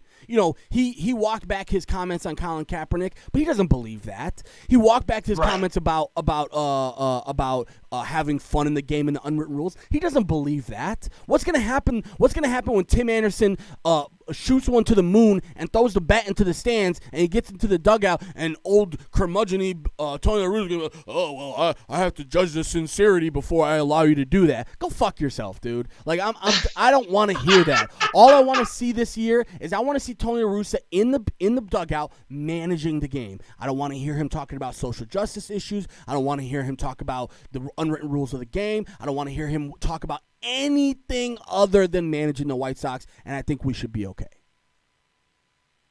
Dude, this is hilarious. I have not seen you go this in on this show in a very long time. I was trying not That's to. That's usually my role. Yeah. How the tables have turned. I was trying not to, Nick. I really, after Thursday, I looked at the press conference and I looked at some of the stuff online and I went, you know what? Maybe this isn't so bad. Maybe I'm just being crazy. Maybe I'm just, whatever. And then the overwhelming mounting evidence, the league is laughing at us. The fans are laughing at us. The fact of the matter is the White Sox had a chance to do something monumental. They had a chance to go, you know what? We have a dynasty-level roster for the next 5 to 6 years. We can make another couple signings this year that would make us, no joke, Nick, World Series favorites. If we went out and signed Trevor Bauer and then went out and signed Jock Peterson and went out and signed 2 more pitchers and 1 more bullpen guy, who is head and shoulders above the White Sox in the AL? Nobody. Everybody's shoulder to shoulder. The Yankees, the White Sox, everybody would be shoulder to shoulder, and we'd be talking about a team that is a World Series favorite. And now the league is laughing at us. We have a guy who, could barely wipe his own ass in the morning, who's going to be our manager. And at the end of the day, he's going to hire somebody who's going to be a good old boy. That's what bothers me so much, Nick. In this country, we have this idea that, like, this old white man is going to save us. Like Joe Biden is going to save us. Tony La Russa is going to save us. And there is no savior in that. There's no savior in Tony La Russa. This isn't a guy who's going to pull this team up to a World Series level. The players are going to do that. So, right. Like I said, closing note on this. I want to see. I've been down that road before. Yeah. You gotta take a rep. I gotta take. There snapping. Dude, this is great. I'm just flabbergasted, Nick, that we went from a month ago, you and I talking on this program, and talk about how exciting this is going to be for the White Sox and how know. we are going to be one of the premier destinations that people want to come to, and that, oh my God, like Trevor Bauer is friends with Tim Anderson, and we might have a chance to get him in the clubhouse. And now a month later, we're talking as if it's a funeral, and that bothers me so much because all we really had to do was play it safe. And now what we did was we put ourselves in a position where I'm telling you, Nick, if we don't spend $300-400 million this offseason, people are going to be really pissed off because the checkbook is lined up. They declined the option on Edwin Encarnacion, declined the option on Gio Gonzalez. They've got like, what, $20 million just in those two guys they're not signing. So at the end of the day, they need to open up the checkbook and make things happen, and White Sox fans will probably forget this ever happened and hopefully do, because, again, Nick, I don't think a manager makes or breaks anything when it comes to a team. We both know it's about those guys with the cleats on. And does the manager affect some decisions in games? Yes, and like we said, the metrics show you that there's really only five or so games a year that the manager has a direct effect on. So am I super devastated? No, but at the end of the day, we made a bonehead decision, and now we have to make up for it.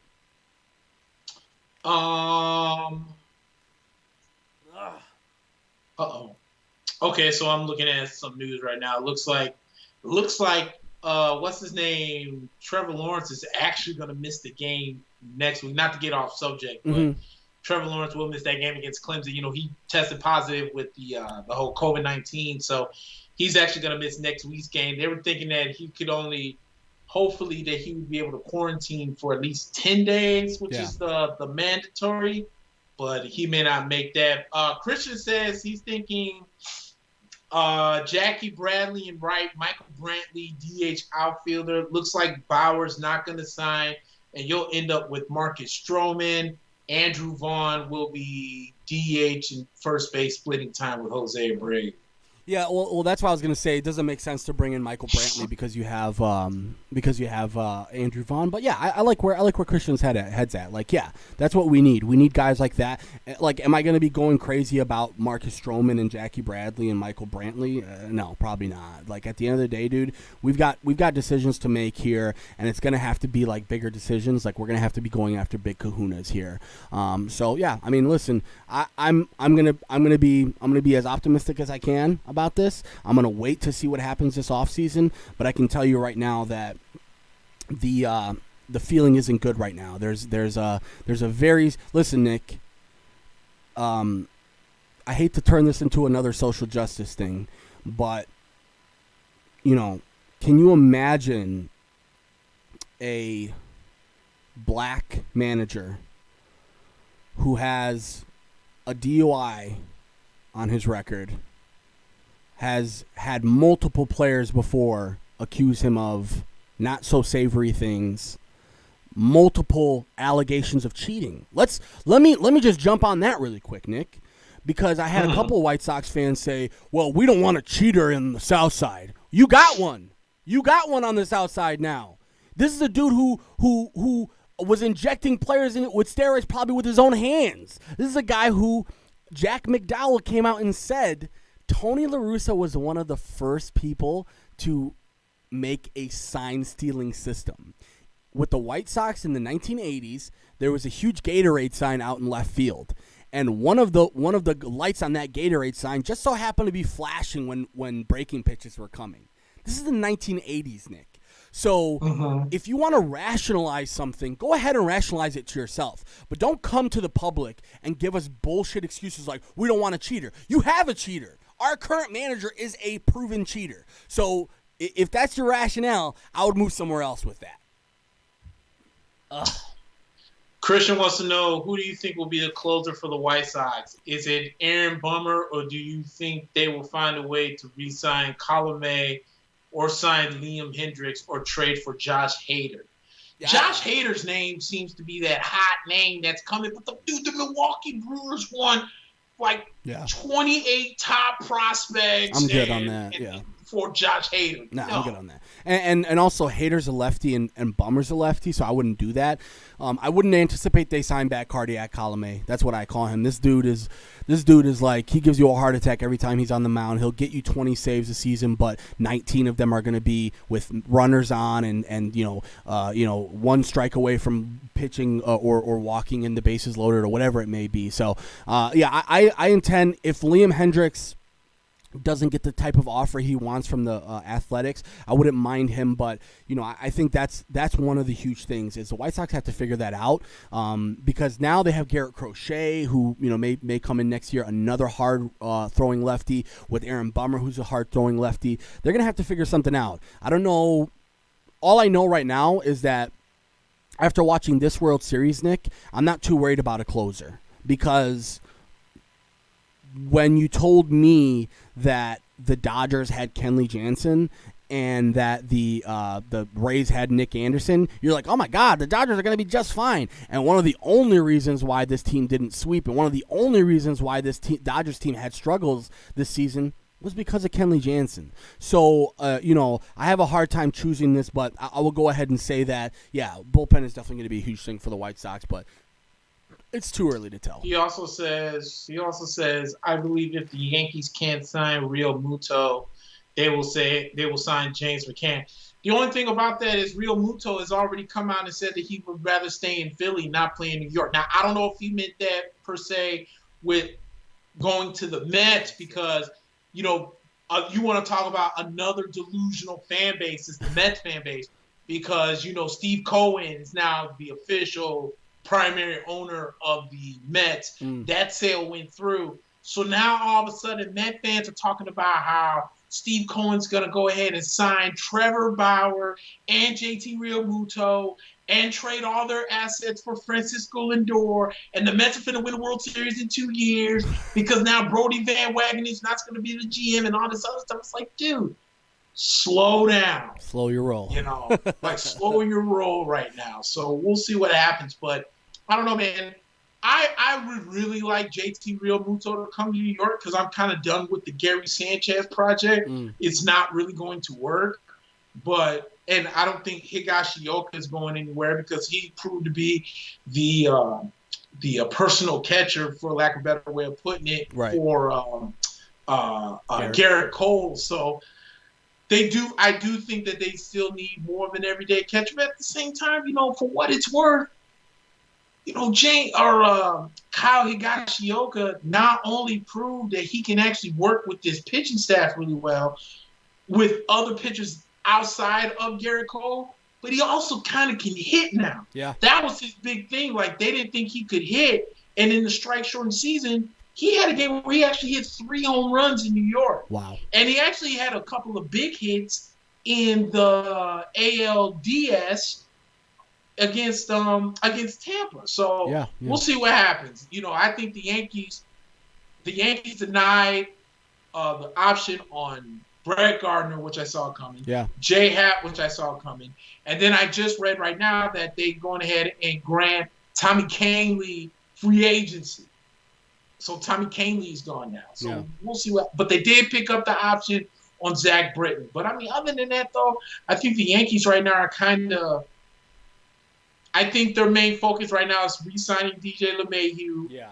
I think that's really their only focus, and I think anything else after that, they'll figure out. But I think once they re-sign DJ, we'll see what happens. But, I mean, I don't really have any Yankees news because there's really nothing big that's really going on.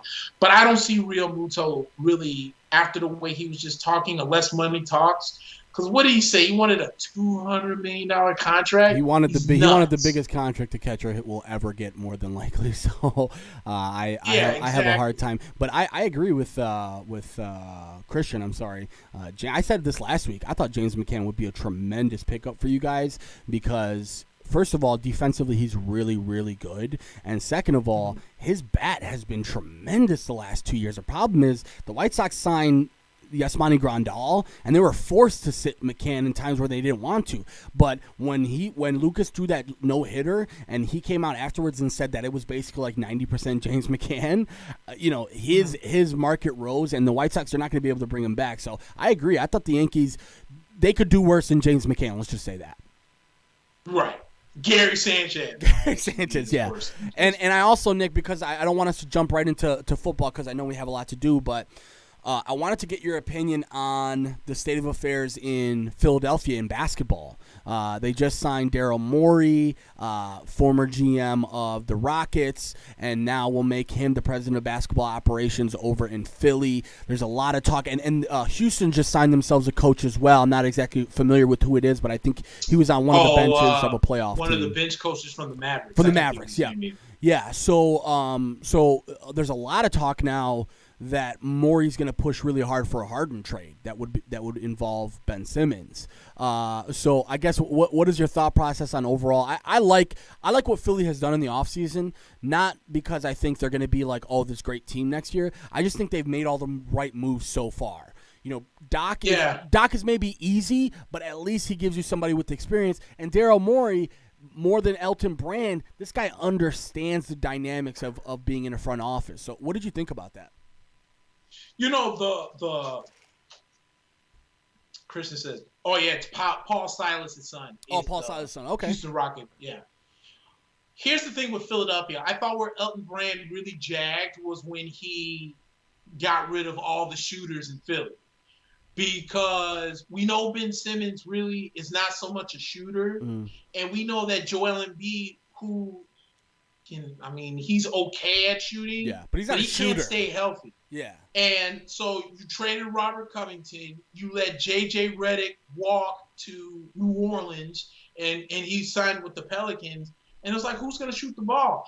And then on top of that, look how good Markelle Fultz is now in Orlando. They gave him enough time to get his shoulder right, and you gave up on him so fast. And think about it, dude. Ben Simmons is a 6'9" point guard per se. You're going to tell me this man couldn't be a point forward in the league? I'm not saying he's got to be LeBron James.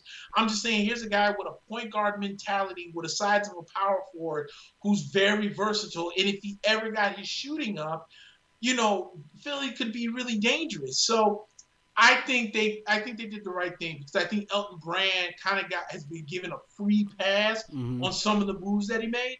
But I'm going to tell you what, dude, this offseason, or, you know, with the offseason being here, it's going to be kind of crazy because you have the Knicks that came out and said that they're willing to take on a bad contract as long as there's some assets to come with it. And 3 names that popped up immediately were John Wall in Washington, Russell Westbrook in Houston, and then you got Al Horford in Philly.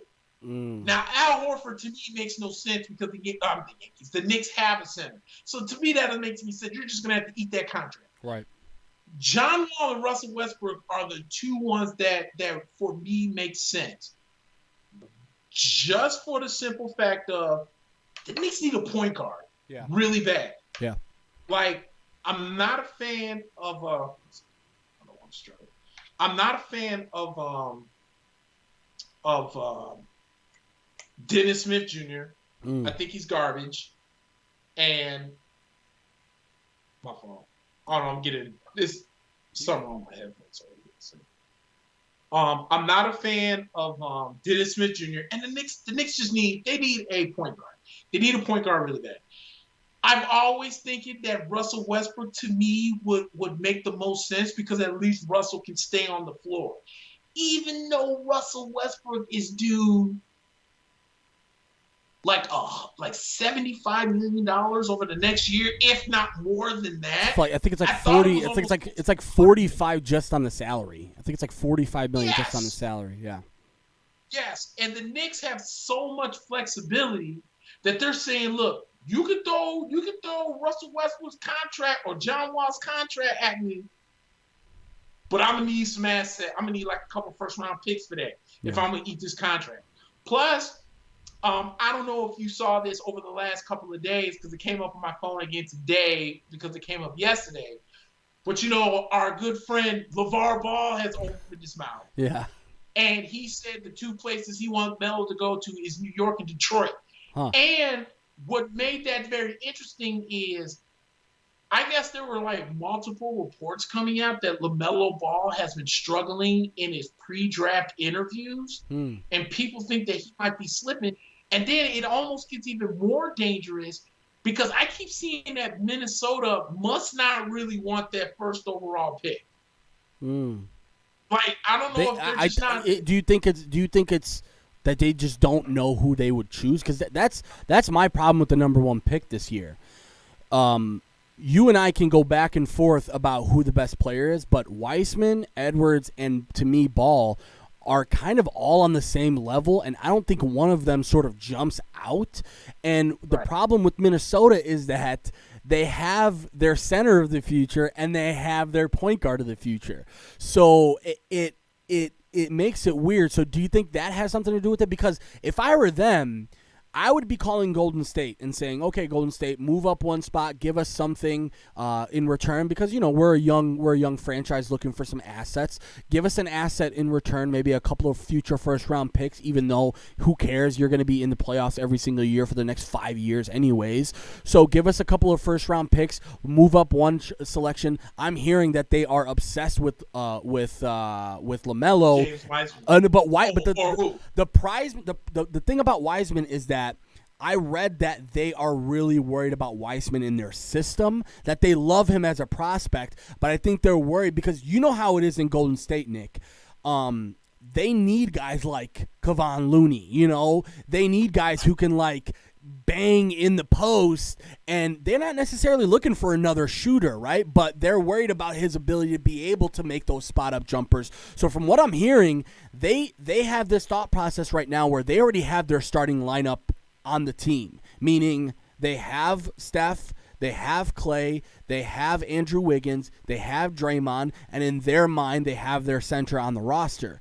So in their mind, bringing in a guy like LaMelo would be a wow factor, right? To have three shooters on the floor that can do what those three could possibly do is huge. So I'm still not convinced that Golden State even wants LaMelo, but what I'm saying is that this is the first year in a long time where teams are not – there's no obvious picks. It feels like every single year, Nick, we look at each other and go, this is obvious. Number one is going to be this, number two is going to be this, and then, maybe number 3, 4, and 5, we'll talk about it. This year, it's the complete opposite, and I think that benefits a guy like Weissman because you know how it is in this league. When you're a big man, for some reason, they tend to value you a little bit more than these little guys.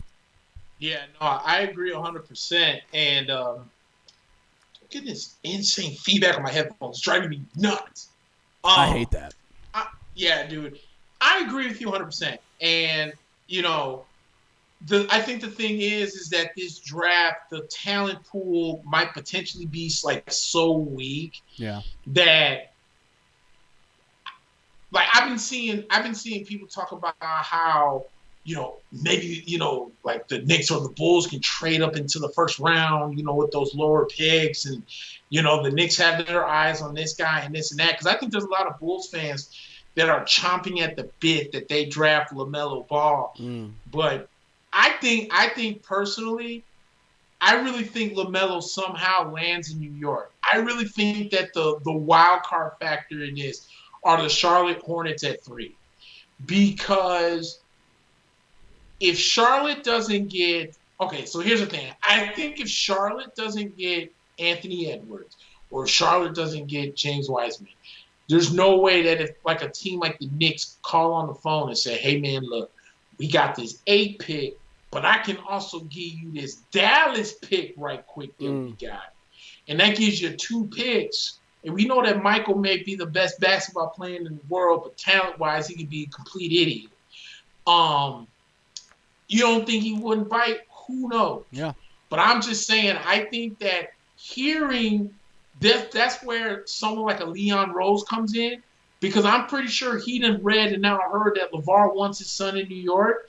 And I think that because if the Bulls are really high on LaMelo Ball, which I'm not sure if they are or not, if the Knicks sense that, I think they can bring up with some kind of package deal for Charlotte to say, hey, we'll throw in a couple of players. Here's our 8 pick. Here's that Dallas pick. And then let us move up to 3 so we can get our guy.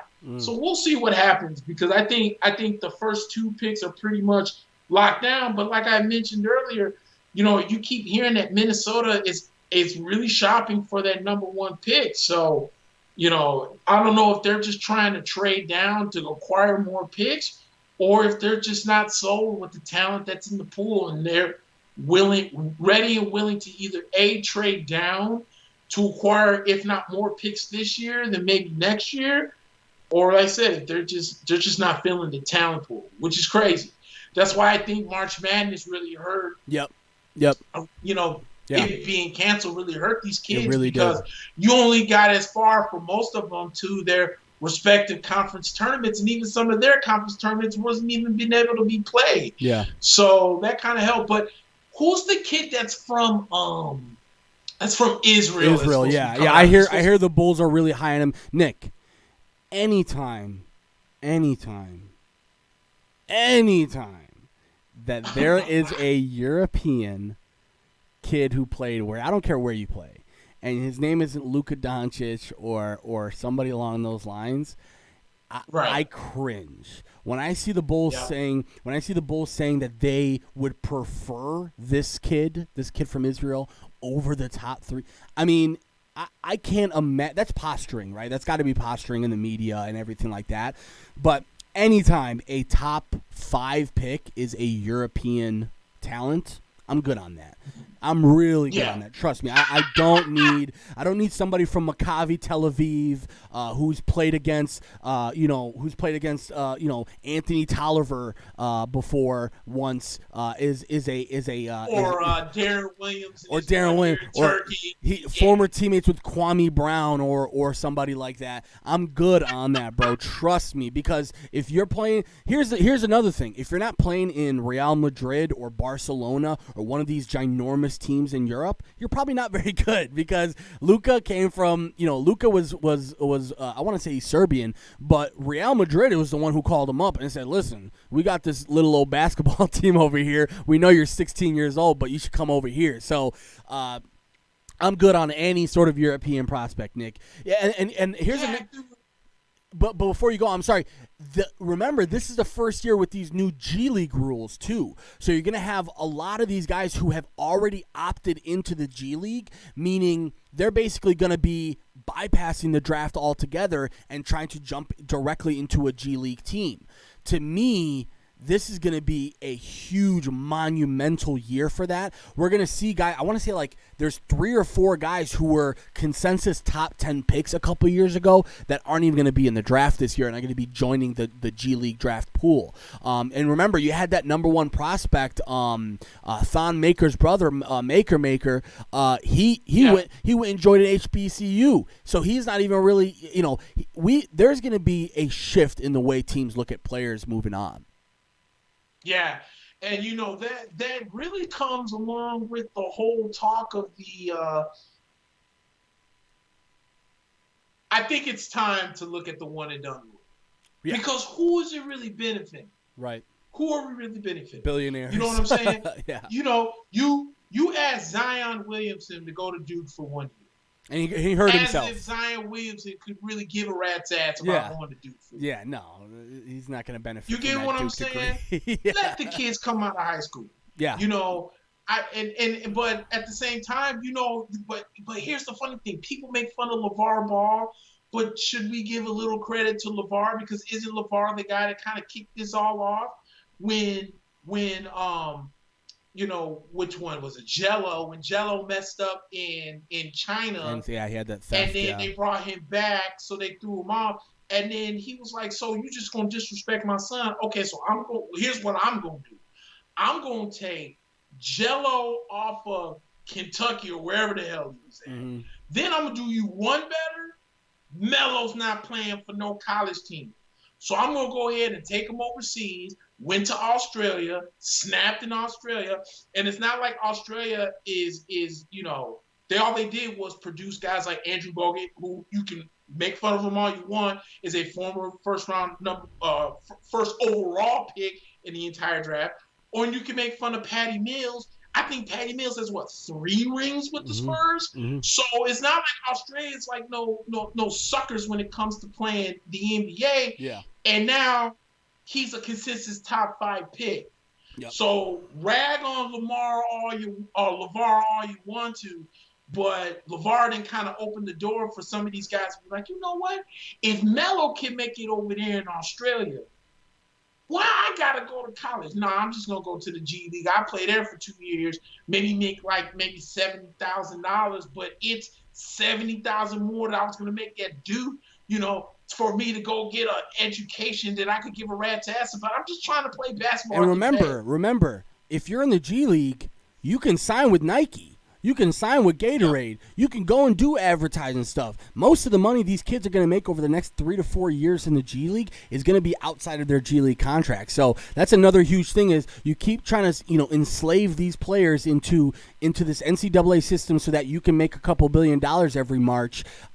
People are going to start to notice. And before we jump, I swear to God, dude, I swear to God, you're so right on that, dude. And that's why, as much as I love college football way more than I like college basketball sometimes.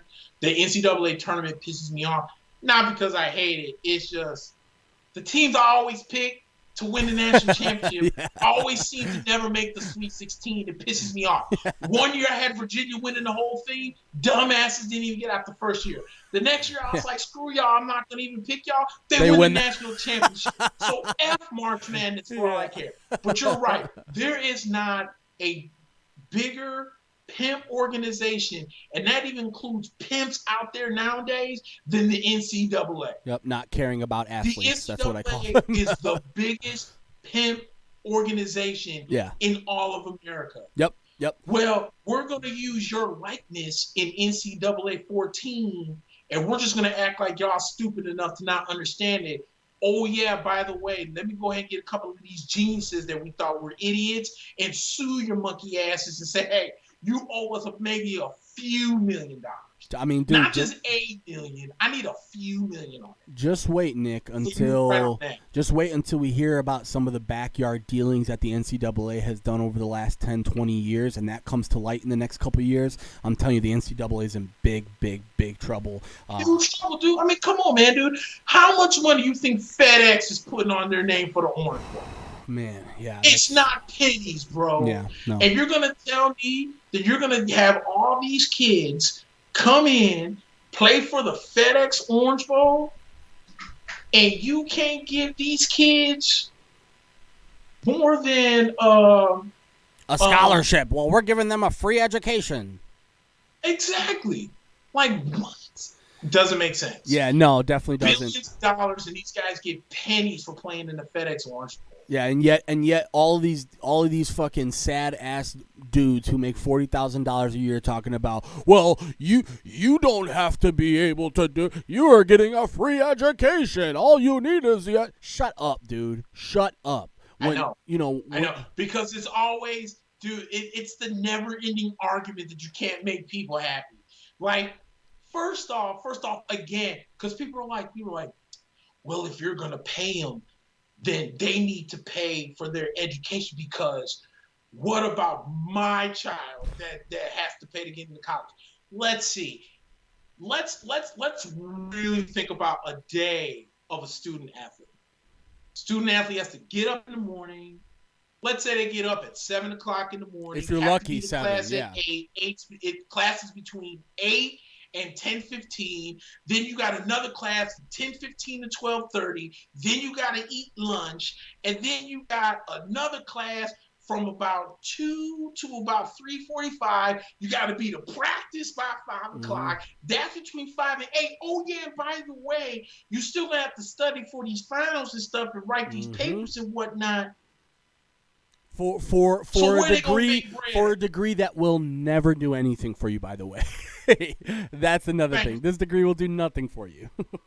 So while my son is playing for, let's say, Alabama, and is destined for the NFL, and when he gonna make money, just because your child is going to school to become some nurse, right?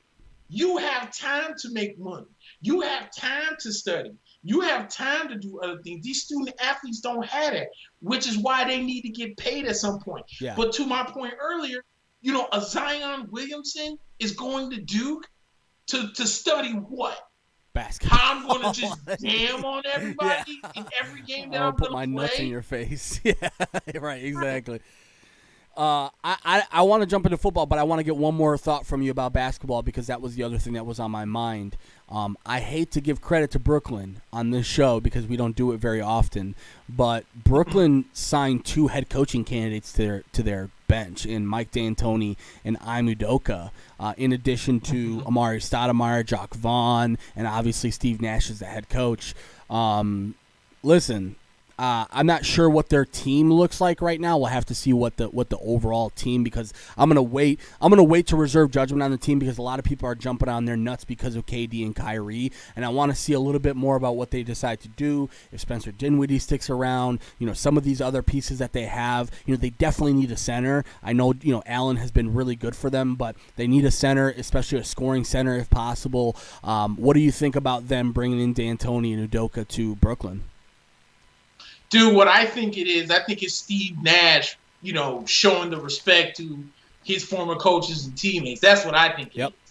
I think Steve Nash surrounded himself with guys who he's comfortable with. Yeah. And I think that his offense is really going to mimic a lot of D'Antoni's offense because basically Steve Nash is going to be like my best years in basketball when I was doing the 7 seconds or less. Mm-hmm. I had some success in Dallas, but it wasn't as good as my success in Phoenix. Yeah. So I think that's why he brings in D'Antoni.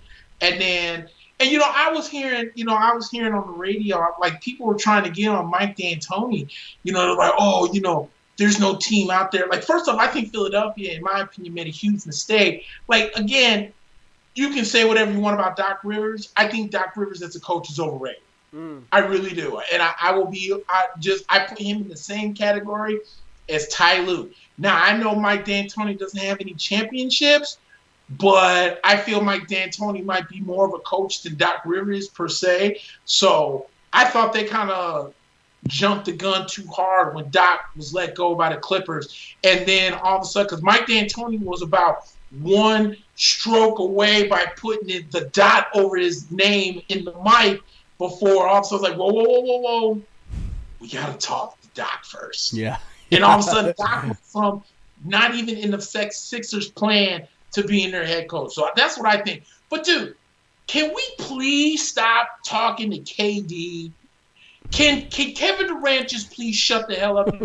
Really? Yeah. Kyrie Irving is a better player than Allen Iverson? Could you not hang on your teammates' nuts any harder? Is that what he said this week? Dude, bro, they asked him. He said, look, no disrespect to AI, but I believe Kyrie has a better skill set than Allen Iverson. Oh, my gosh. Yeah, that's recency. Listen, KD. Please stop asking KD. Here's the thing, man. KD had those last 2 years where he was injured and rehabbing, and he's been spending a lot of time on the phone and a lot of time click-clacking on the iPhone, on Twitter. I really hope once the ball tips and we have a season, which looks like the NBA season, they're going to be targeting anywhere between last 2 weeks of December to the first 2 weeks of January to restart up again. I really hope once the ball tips back off, KD just gets back to playing basketball, dude, because first of all, I cringe when I see him in the media because he always says something stupid. He always makes himself look stupid. He's, people like to forget that this was the same dude who made a burner Twitter account to talk shit about people who talk shit about him, So, right. He needs to just get back to basketball.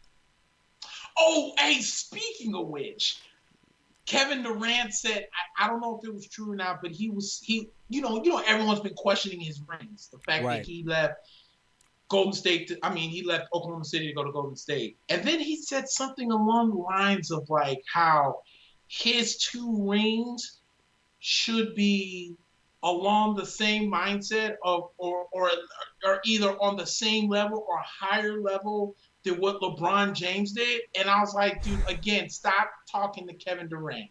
Let's call a spade a spade. Kevin Durant basically did. See, LeBron James didn't do the if you can't beat him, join him. Because the Miami Heat didn't beat the Cleveland Cavaliers the year that LeBron James left Cleveland to go to Miami. Plus, let's also look at the circumstances of why LeBron James left Cleveland. See, the hypocrisy of basketball fans is unreal because the same idiots that keep making fun of LeBron James from leaving Cleveland to go to Miami are the same idiots who will then clown Damian Lillard's desire to stay in Portland and not leave to go to a super team. So which one is it going to be? Right. Either you're praising Damian for doing something LeBron James didn't do, or you're hating on Damian Lillard because Damian Lillard is such an amazing point guard. As a matter of fact, Damian Lillard said that he was almost traded to New York. He said, I don't know what stopped the deal, but he said I was almost 5 seconds away from being a New York Knick. So piss off to any idiot that stopped that deal in New York offices because I know it was something that they did. Probably. That's why I'm so glad Leon Rhodes is now in New York. Yeah. But what I'm saying is that LeBron James asked the Cleveland Cavaliers for so many years that he needed some kind of help because he was doing it all on his own. And when Amari Stoudemire was sitting there for the taking from Phoenix, the best thing Dan Snyder did was turn around and give him Antoine Jameson. Old up, washed out Antoine Jameson. I would have left too. Yeah, and Shaq, You know what I'm Shaq saying? when he was on his last leg, Shaq was on his last ankle, and they're like, well, we'll bring Shaq in too. Exactly, dude. Yeah. And that's what I'm saying. So that led to it. Kevin Durant didn't leave Oklahoma City because Oklahoma City didn't put talent around him. This is the same clown-ass dude who was up 3-1 on Golden State and managed to find a way to choke that lead up. Yeah.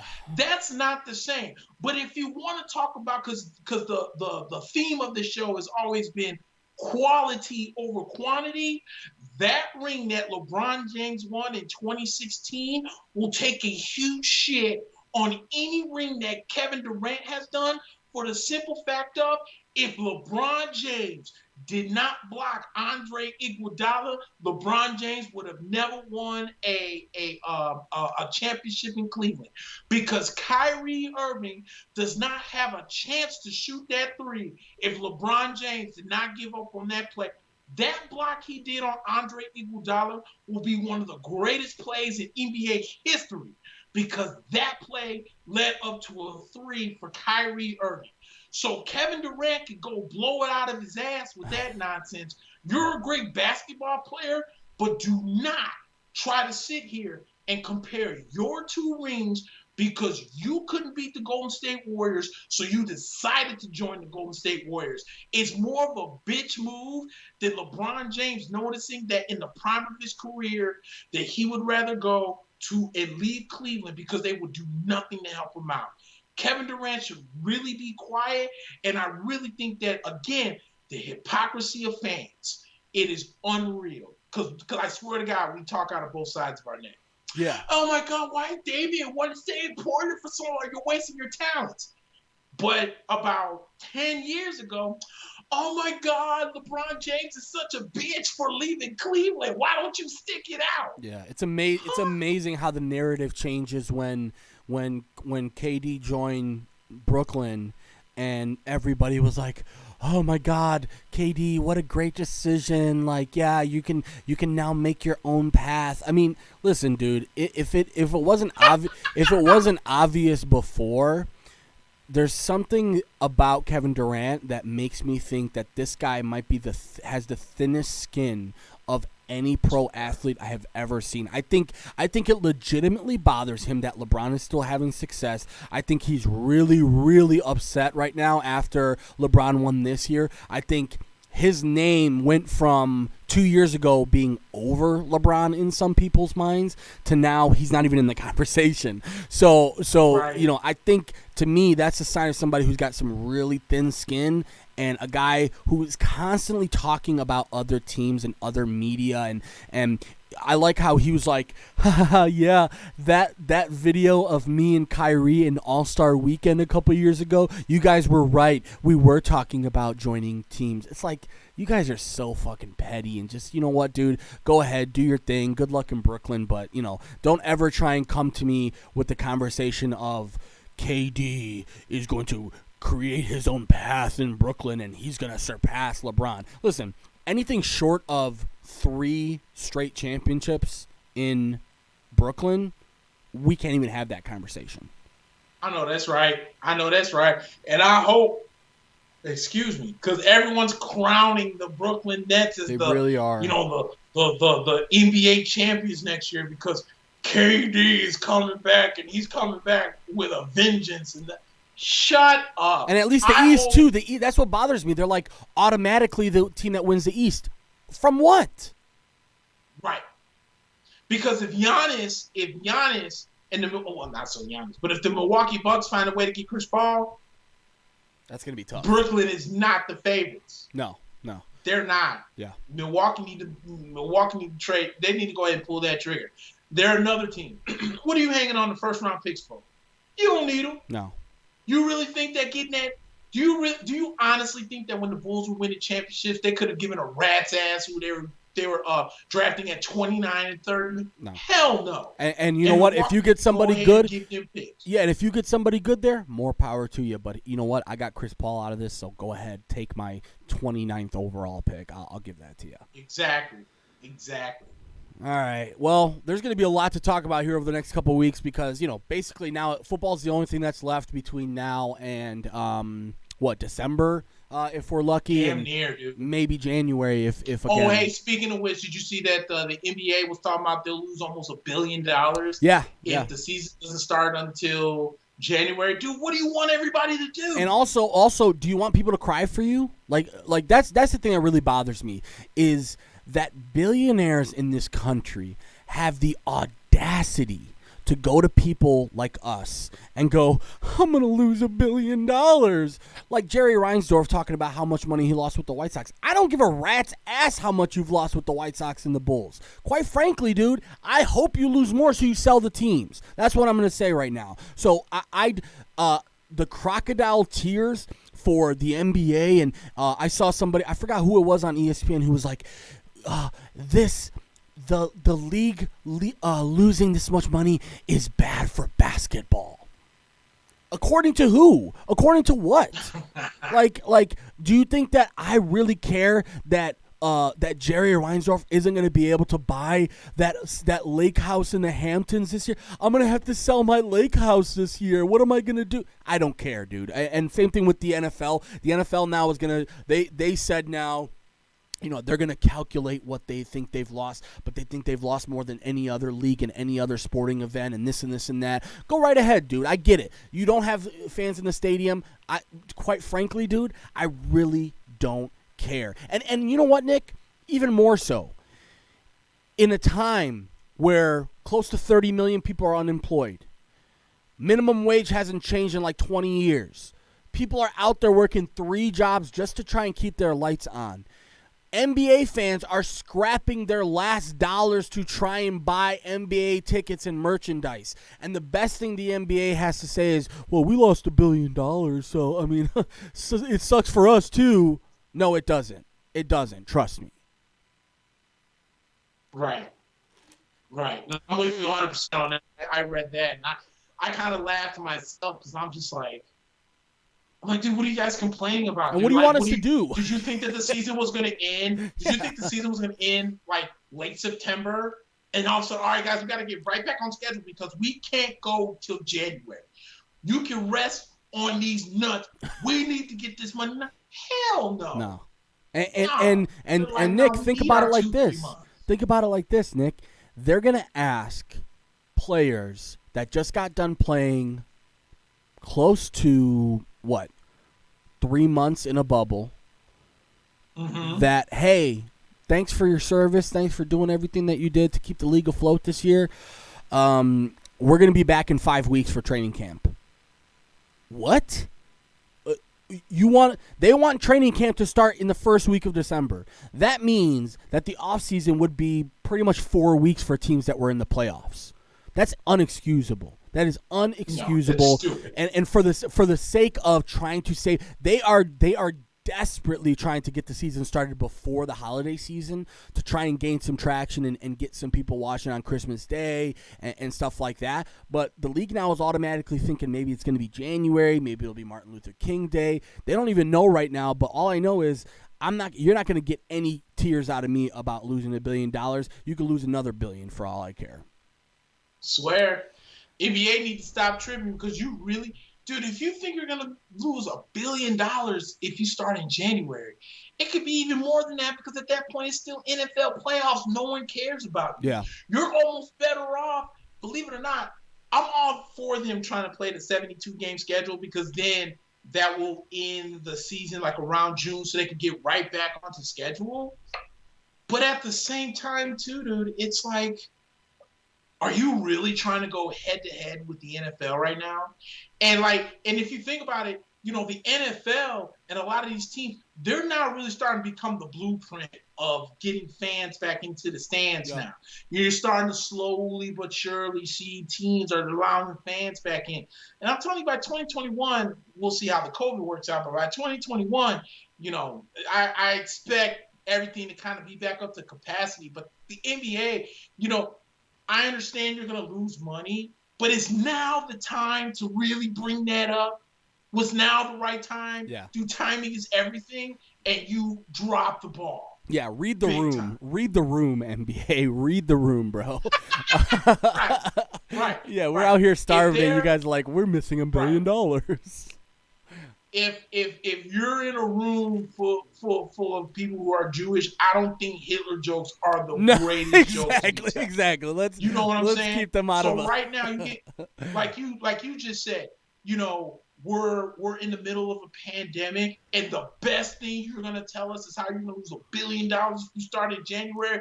I ought to kick you in your mouth for telling something like that, where there's a bunch of people that are even scared if they can even pay their flipping rent. Because it sounds like it sounds like Illinois is getting slammed. Yeah. I know Texas is in the red with this whole COVID nonsense, and it's people afraid that restaurants are going to be shutting down, just like I know they did up there in Illinois. Mm-hmm. So I'm like, dude, that was the wrong time to say you're going to be losing $1 billion. And the worst part of it is the verbiage, Nick. Like, imagine if people found out that what they're really trying to say is, we were expecting to make $5 billion this year, and all we made is $3 billion. Like, really, dude? You really think this is a time for that type of conversation? I mean, Adam Silver. Exactly. Oh, I'm so sorry. I have to bring this up because this made me laugh so hard. Our boy Rob Manfred at the trophy ceremony. Oh, he came out and said after, because it was so bad, Nick, that people were like, is his health okay? Like, is he sick? Is something going on with him? Apparently what he said was that the delay in the microphone was creating a huge ear sore that he couldn't focus. But from what I saw a bunch of fans booing this guy, and I saw him get butthurt in front of everyone. Yeah. They was booing the piss out. Dude, I know that Roger Goodell gets booed, but I think when Roger Goodell gets booed, it's 30% people hate him, 70% it's just tradition. Right, exactly. At this point, we just got to. You get what I'm saying? Yeah, right. Yeah. At this point, if you didn't boo Roger Goodell, I think Roger Goodell would think that there was something wrong. Right. Like if you go, like if the draft next year is actually somewhere this year, and he goes up there and you didn't boo him, like he's gonna be like, "You guys okay? What's going on? Like, what's happening?" Yeah. Right. This is the same, and you can tell, not this past draft, obviously, but the draft before, you can tell he was up there WWEing the shit out of it. He's Vince McMahon. You look like Vince McMahon. Exactly, he was playing the role of a heel because that's tradition of Roger Goodell. Yeah. Rob Manfred, on the other hand, was legit getting booed because here's a guy on foot and mouth disease. Well, the World Series trophy is just a hunk of metal. And you see the Dodgers trolled him Really? after that. Max Muncy posted not bad for a hunk of metal or something like that. You know, like you really gonna sit up here and make this ceremony? But then just a couple months ago, you were talking about a hunk of metal. Cool, Rob Manfred. Here's these boos. Could you imagine if the boos, if they could have gotten louder?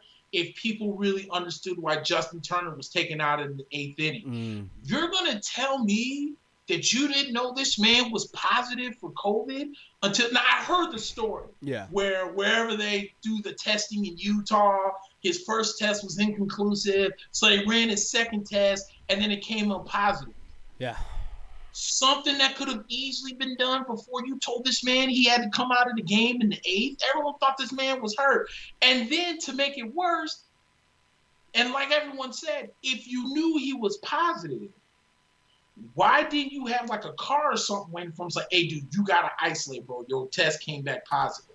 Yes, it's going to suck. He can't be out there with his teammates after helping him win the World Series. But now he's out there with no mask on, with a positive test, and everyone found out the next day that the reason why he was taken out was because he tested positive for COVID. Yeah. And you let him back on the field? Dude, all the radio stations were not so much only killing Justin Turner per se, and I understand why he would have done that. Yeah. It's the spur of the moment. Of course. Dude, he may never win another ring. Exactly. So, hey, it's like, hey, I'm out here with my guys. But Major League Baseball, you want to talk about dropping the entire ball?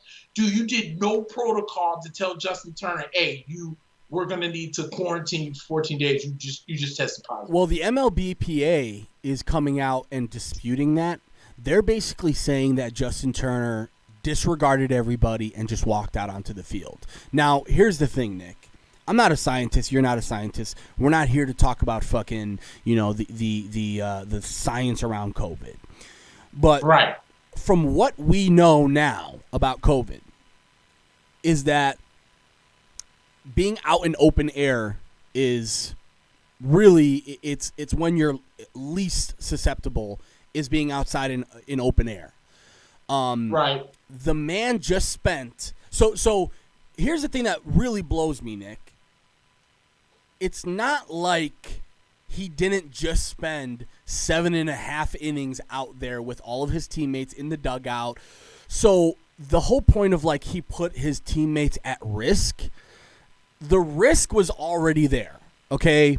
Justin Turner coming back to celebrate didn't do anything more than the first 7 hours of the day he spent with his teammates and the people in the clubhouse. So, again, I'm not a scientist. I can't sit here and tell you, well, if Justin Turner would have stayed in the clubhouse, he would have avoided X amount of stuff for his teammates. From what we know now, none of his teammates have been tested positive since. There's been no negative effects of this. And what this is essentially somebody who said, my teammates and I were willing to take the risk to be able to celebrate something that we just spent this whole year trying to do. And I see his perspective there.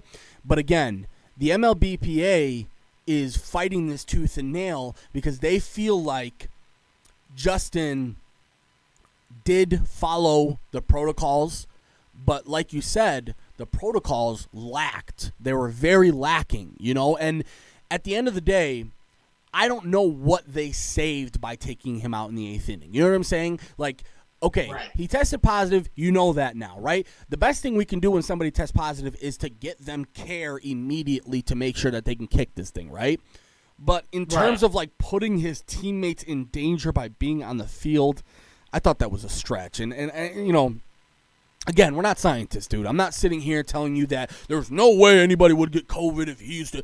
Maybe they would. Maybe somebody's going to get COVID from this, but it's controversial now, Nick, to say that COVID is not a life-threatening thing, right? We know that now, though, right? It's not. We don't want to say it because we don't want to give people this false idea that everything's fine, go out and do everything business as usual. But I think we have enough data now, Nick, 9+ months of data to show that, the vast majority of people who get COVID kick it, and the vast majority of the people who don't, who die from COVID, is because of other pre-existing conditions. So Right. it's not convenient to say that. It's not responsible to say that. We don't want to give people the impression that this is no big deal. But at the end of the day, are we going to crucify Justin Turner because he wanted to celebrate something that he's been trying to achieve his whole life? I can't do that. Right. Totally agree. All right. Nick, how did we do last week on our picks? So, pick'em wise, you and I both went 9-4. Oh, wow. Not bad. Yes.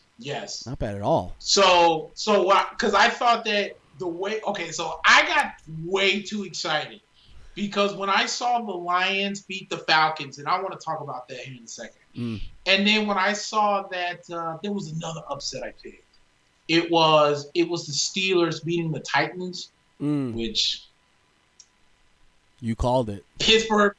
Okay, I called it, but I was real nervous.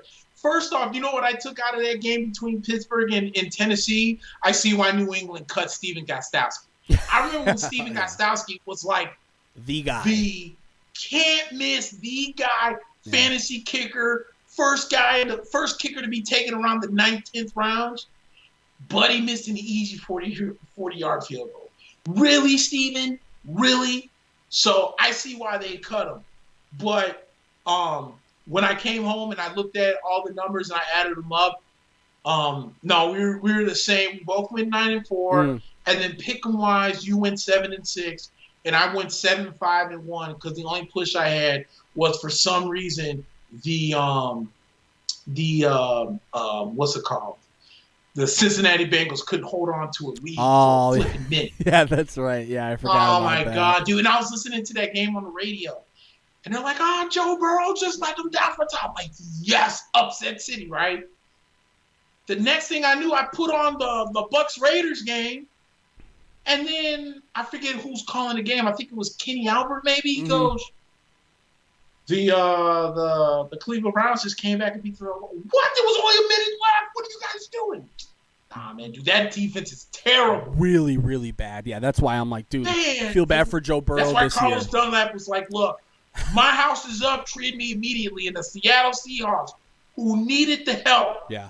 And all they had to give up was an offensive lineman. That's a crazy thing. All they had to give up was one offensive lineman who isn't even starting for them. Like, Seattle, that's a win. And now Cincinnati's talking about training Geno Atkins too, which the Bears could really use that. I'm not sure it would work salary-wise, but the Bears could really use a guy like Geno Atkins. So we'll talk some trade rumor stuff in I'm sure when we get to it here. But, yeah, so it sounds like we did pretty good with our picks. And Thursday night this week, on paper, it didn't look really all that great, and then unless you're an NFC South fan, I needed Atlanta to win that game. Yeah, and keep Carolina behind that pace. Carolina, man. First of all, I thought Joe Buck and what was his name? Troy Aikman. They might as well set up real estate on Carolina's jock because they were just all over Carolina.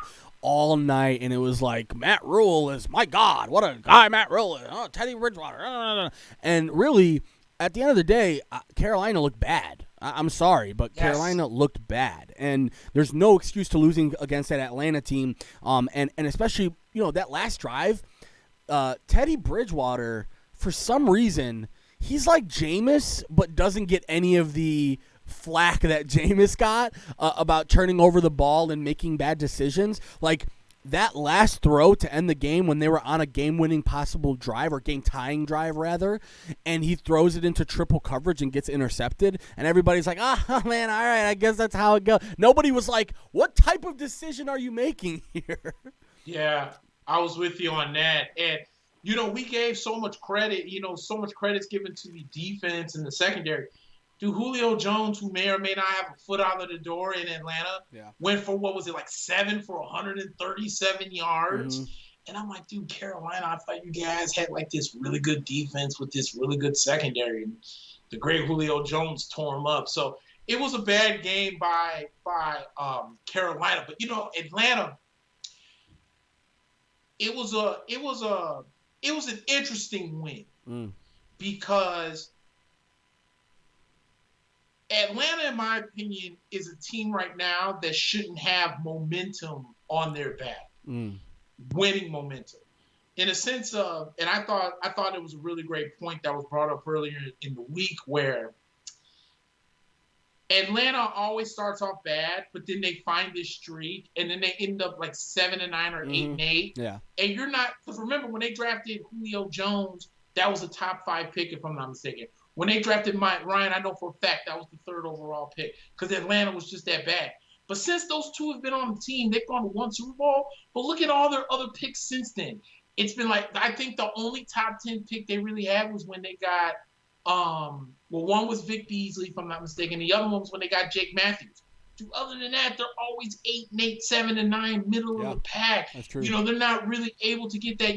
How can you replace Matt Ryan if all the good quarterbacks to replace him with are gone by the time you hit the middle round? Yeah. You get what I'm saying? So I think from a locker room perspective, it made sense for them to win. But I think from a team perspective for the future, they probably should have taken the L and try and get ready for the draft, because I'm going to tell you this. I looked at that game the week prior when they lost to Detroit, and I love how everyone was making fun of Todd Gurley for scoring the touchdown.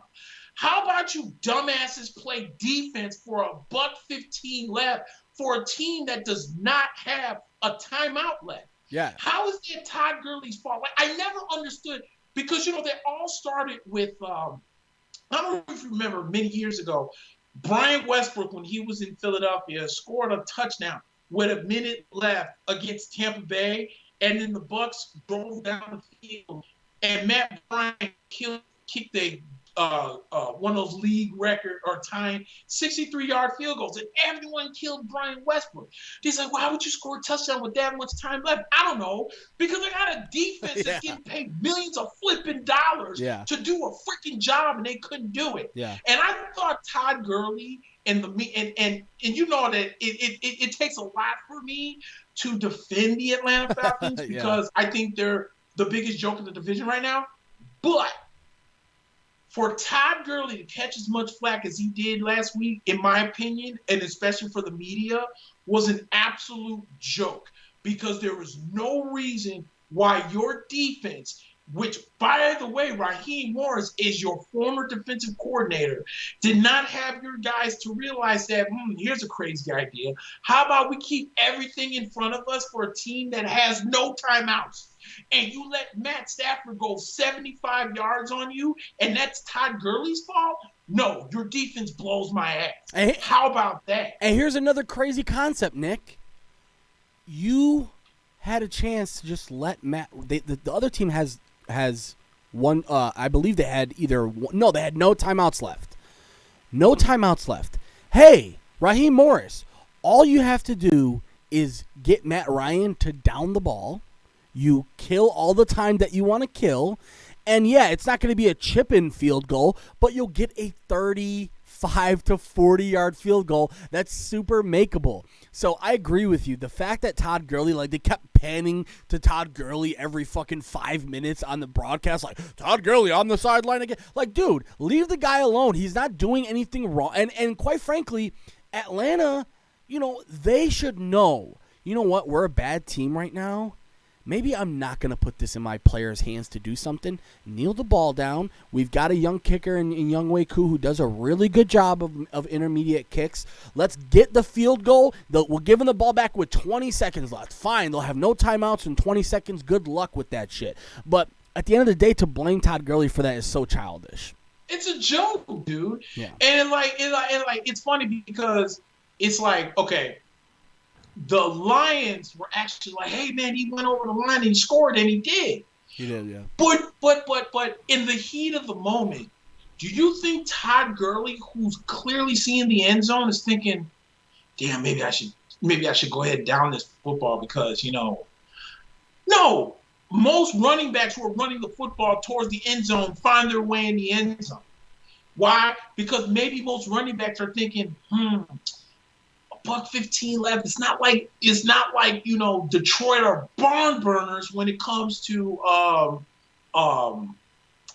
scoring points, and they only at the time had what was it like? It was a intermediate. It was like what, game. 15, It wasn't. 16, Yeah, it was like or 16 15, points 16, or something. 14. Yeah. It was 16-14 or it was 22. Whatever the case was, they were down by 6. Yeah. Okay. And so it's 19. Whatever the score was, you're gonna tell me again. $1:15 left. No barn burners on the offense. I don't have a defense that could somehow sack Matt Stafford or be smart enough just to keep everything in front of you, and he doesn't march down the field for $1:15 to eventually score a game-winning touchdown. It was a joke. I felt bad for Todd Gurley. Yeah. Because, like you said, they were panning to him. I'm like, that's not his fault. You got millions of dollars over here. Like, straight stupid. Yeah, and we need to get to our picks because we're running out of time. But I also want to mention Atlanta. Like, they don't have a choice of trade because a lot of people are saying, why don't they trade Matt or why don't they trade Julio? I think the dead cap on Julio alone is something like $40 million over the next 2 years. Dead cap is one of the worst things you can have as an NFL team. That's basically stuff going against your salary cap for a player that's not on your team. So any assets you get back for Julio is being counteracted by $20+ million of dead cap next year, and Matt Ryan the same thing. So that's the real problem right now, is that Atlanta put themselves in a position where they acted like they were a Super Bowl contending team perennially, and they're not. And quite frankly, this defense is chock full of first-round picks, Nick. Tack McKinley, Deion Jones, Keanu O'Neal. They had A.J. Terrell, who was a first-round pick this year. Grady Jarrett. I mean, I'm sorry, but when you bring up the players on this team, you're seeing that this is clearly an organizational thing, and the team is just not very good right now, but specifically that defense is just awful. Awful. Go ahead. Did you want to jump in there? Dude. I just that really was the only game last. Oh, there was another game. We will get in our picks. That's another one. Another one I want to talk about. Okay, cool. Let's jump into the 12 o'clock window. I'm gonna end with the Bears-Saints game and the Buccaneers game. So we'll end with that. So let's get through all the games, and then we'll end off with the Bears and the Buccaneers games. All right, let's do it. Let's start off in the 12 o'clock window, Nick. Let's do New England at Buffalo. I don't know how you feel about this, but this is a must-win for New England. They will probably not have a shot at the division if they drop to 2-5 and let Buffalo go to 6-2. New England coming off of, is this as bad as we've seen Belichick coach teams play in the last 3-4 weeks? It's been really, really rough. Specifically offensively, Cam has been terrible. Again, just things not going well on the defensive side of the ball. And likewise, Buffalo, they coming off of 2 losses against 2 of the best teams in the AFC. Last week faced the Jets and were able to get a win, much needed win, even though I can't imagine that a lot of people had that game being an 8-point win for Buffalo. I think a lot of people were expecting a blowout in that one. So Buffalo is hosting New England, and I hear that the weather should be a little bit breezy, let's say. So we may be looking at another game that's not in game conditions. But 4.5-point favorites are Buffalo. I'm sorry, Nick. I really have no confidence in New England at this point. You and I both love Buffalo, even though I'm a little bit lower on Buffalo than I usually am. I don't have any sort of inkling that New England is going to be able to figure this out on the road against Josh Allen and the Bills. So I'm going to take the Bills both on the pick 'em and the points. Man, 4.5. Huh? Yeah, they're really. You know what? Tough. I'll take. I'm gonna go with you. I'm gonna take the Bills minus the 4.5 because I'm just not. Like I'm a little nervous with Buffalo because I feel like their play has really kind of dipped a little bit. But this is a game where I feel like they can rebound. Because like you said, dude, not only has New England been playing bad, the saltiness of New England fans, priceless. Always. Oh, it's priceless. Yeah, give me all the tears. I was, because New England was playing around the same time that Tampa was. And I was getting on one of my buddies who's a diehard New England fan. And I was like, hey, don't look now, but Tom Brady just scored another touchdown. He's like, hey, man, I don't want to deal with the beat. What are you getting mad at me for? Your team sucks. My team is playing well. And don't look now, but Tom Brady just threw another touchdown pass. This one went to Gronk. So the saltiness of Patriot fans to me is hilarious. And all they did, wanted to do was talk about how Tom was done. Tom's done. You heard all of it. Yeah. Tom was done. Yeah. His arm strength ain't what it used to be. So can I say the same about Cam? Or can we finally admit that maybe the New England Patriots made some mistakes? Here's a crazy one. How about you drafted DK Metcalf when he was 4 rounds to you? But let me know how N'Keal Harry is going to work out for the next 2 years. Yeah. Bust City. Oh, and by the way, we didn't even mention Julian Edelman's out for the time being and for the near future. So not only is New England going to have to do it, shorthanded, but without their best receiver, it's going to be really rough for New England the next couple weeks. Rough. All right, this one's going to be probably one of the easier picks of the week, even though a lot of people like the Bengals after the effort that they've shown over the last couple of weeks. But you and I just touched on it. My God, the Bengals are so bad on defense.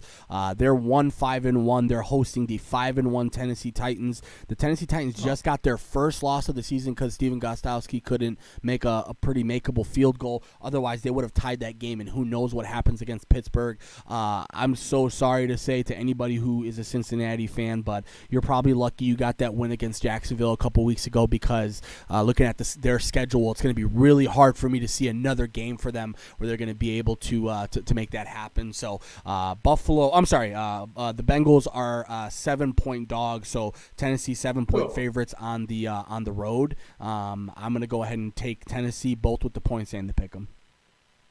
Tennessee minus the 7. Next. Easy money. All right, 5-2 are the Cleveland Browns. Things are looking a little bit more upwards than they were previously, but after that Pittsburgh loss, people were a little bit down on them, but they came back last week. As you mentioned, Cincinnati probably should have won that game, but they didn't. Baker Mayfield, credit to him, 5 touchdowns without Odell Beckham.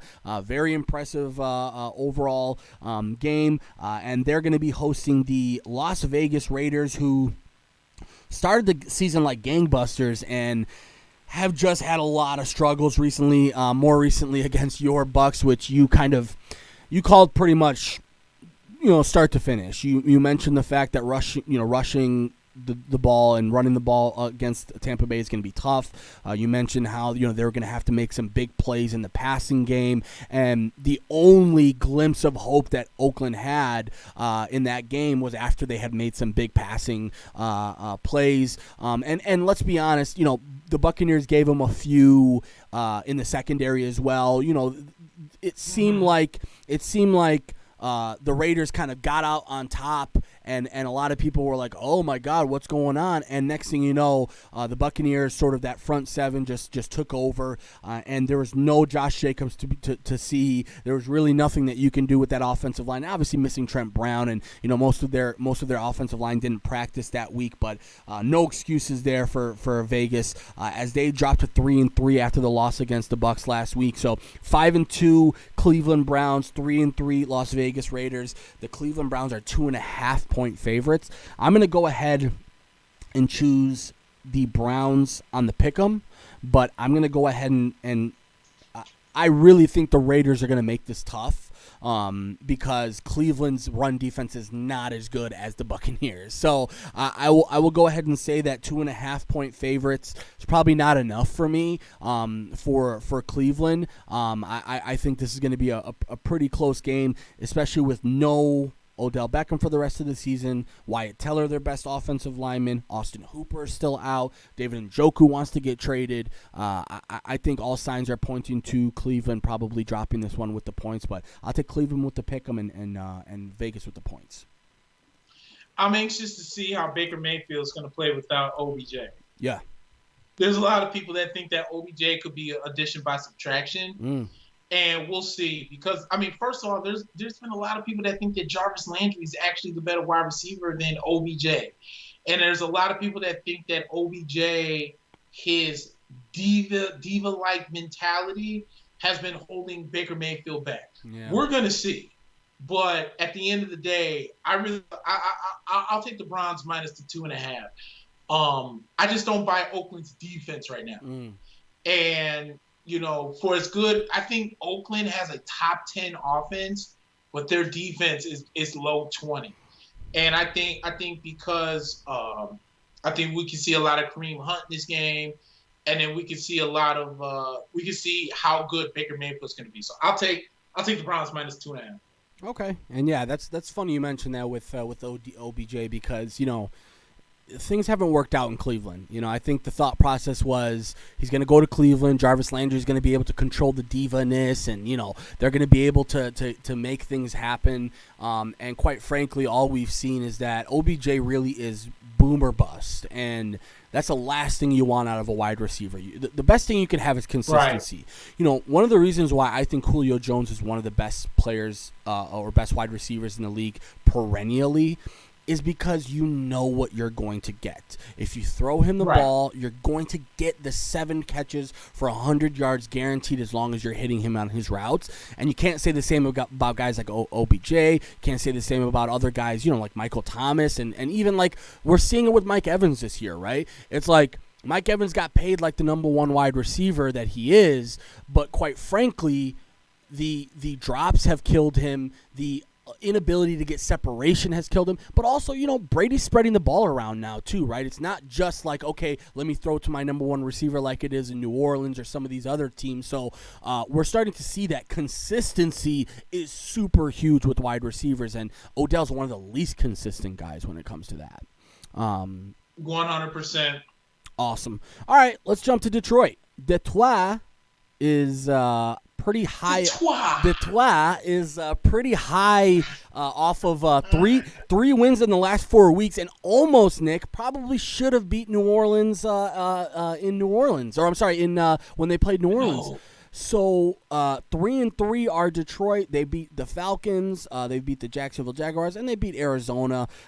Nobody's gonna really give them too much credit, but I've been impressed with Detroit and what they've been able to do. DeAndre Swift getting involved, and obviously Matt Stafford with the huge comeback win last week. And there's really nothing Atlanta was doing from the start when it came to that. So they are hosting the Colts, who come into town 4-2 themselves. This is a very big matchup for the Colts because they have a chance to run away, maybe not run away with the division, but when it comes down to it, Houston is really no good right now. And if you can beat Tennessee later on in the season, Tennessee looks like they are slowing down themselves. So big game for Indianapolis here. Again, fresh off of a win against the Bengals 2 weeks ago, and they had a bye last week. So they are 3-point favorites going into Detroit. This is a really tough one, Nick. I'm going to let you go first because I'm having a hard time with this one. I really like Matthew Stafford at home, but it seems like every time you give the Lions a little bit of credit, they remind you the next week on why they don't deserve it. I think the question for me is not the Lions. I think the question for me is the Colts. The Colts defense is legit. I think they're the number 2 defense in the NFL. Mm-hmm. It's just the offense. Okay, so here's the problem I have. The reason why you got rid of Jacoby Brissett, but then you brought in Phillip Rivers, was because you were supposed to bring in this veteran quarterback to try and help and move the ball and all this stuff. It's not working. And they struggle doing that. Yeah. You know what I'm saying? Like, I feel like it's been more Jonathan Taylor and it's been more of Nyheim Hines and You know what it is? I just feel like Phillip is really at the end of his career. Yeah. And I feel like there's really no upgrade from Brissett to Rivers. Yeah. And with Detroit kind of being on this momentum train that they're on, I'm going to take the Lions on the upset plus the 3. Okay. Yeah, what I was going to say is the only thing that I think really is the key for the Colts is that offensive line. Remember, they had like 4 years straight where all of their guys pretty much started every single game. And this year they've had so much inconsistency there. And remember, dude, when Andrew Luck was around, you could maybe get away with having somebody sneak through into the pocket. When Phillip Rivers is around, you cannot afford that at all. So, I like where your head is at with Detroit. I think they're hot, but the fan in me that's watched probably over 100 Lions games in my life just leads me to believe that this team consistently is going to show you right when you think you know who the Lions are. The next week they show you exactly who they are. So I'm going to have to go ahead and take Indianapolis with this one, points and pick 'em. I think they're going to be able to get this done by a touchdown lead or more. So I'll take the Colts. Bet. Let's not spend too much time on this next one. It's the Minnesota Vikings. All they are is 1-5, coming off of one of their worst performances probably in the last couple of years when it comes to that Atlanta game. I mean, how you lose to Atlanta is beyond me, but after Atlanta beat the Panthers this week, all right, maybe we'll give them a little bit more credit. But 5-1 are the Green Bay Packers, and their one loss just so happens to be against your Buccaneers. But last week they bounced back heavy against Houston, as we predicted. Green Bay 6-point favorites here. I don't really have much to say about this one. Even if Dalvin Cook comes back, I can't see the Vikings offense doing too much more damage than Green Bay can. I'm going to take Green Bay both in the pick'em and the points. How much are they favored by? 6 points are the favorites. Are Green Bay at home again, and again, I would expect nippy weather in Green Bay. Yeah, I'm gonna take Green Bay minus the 6, but let it be known that Packer fans give me gas. Yeah, we don't like. Listen, we don't like you guys, but we'll pick you this week. Jesus, dude. I don't know how you guys do it 2 times a year because Bears fans are rivals to those guys. Jesus, dude. I'm putting the Packers in the same category as the Aints. Idiots. Dude. Before we even go on. Yeah, go. Before we even go on. I was listening on the radio. This is how much genius Packer fans are. Aaron Rodgers is having a phenomenal season. I mean, except for against us, we had a phenomenal season. Here goes Packer fan life. Boy, I tell you what, man. We need to go out there and find us a second wide receiver. So why don't we trade some assets to bring in Will Fuller from Houston? So how you gonna fix your defense, which is the issue? Yeah. It's not like the offense isn't scoring points. Think about it. What was the year when Colin Kaepernick and the San Francisco 49ers literally ran all over the Green Bay Packers? Yeah. Was it an Aaron Rodgers issue or was that a defensive issue? Yeah. How about we go back to last year? Jimmy Garoppolo threw 8 passes and they still ran all over your dumbasses. Yep. Is it a wide receiver issue or is it a defensive issue? All this talk about Zadarius Smith and the other Smith and all this, that, and everything, how they made such a great play by bringing in these guys.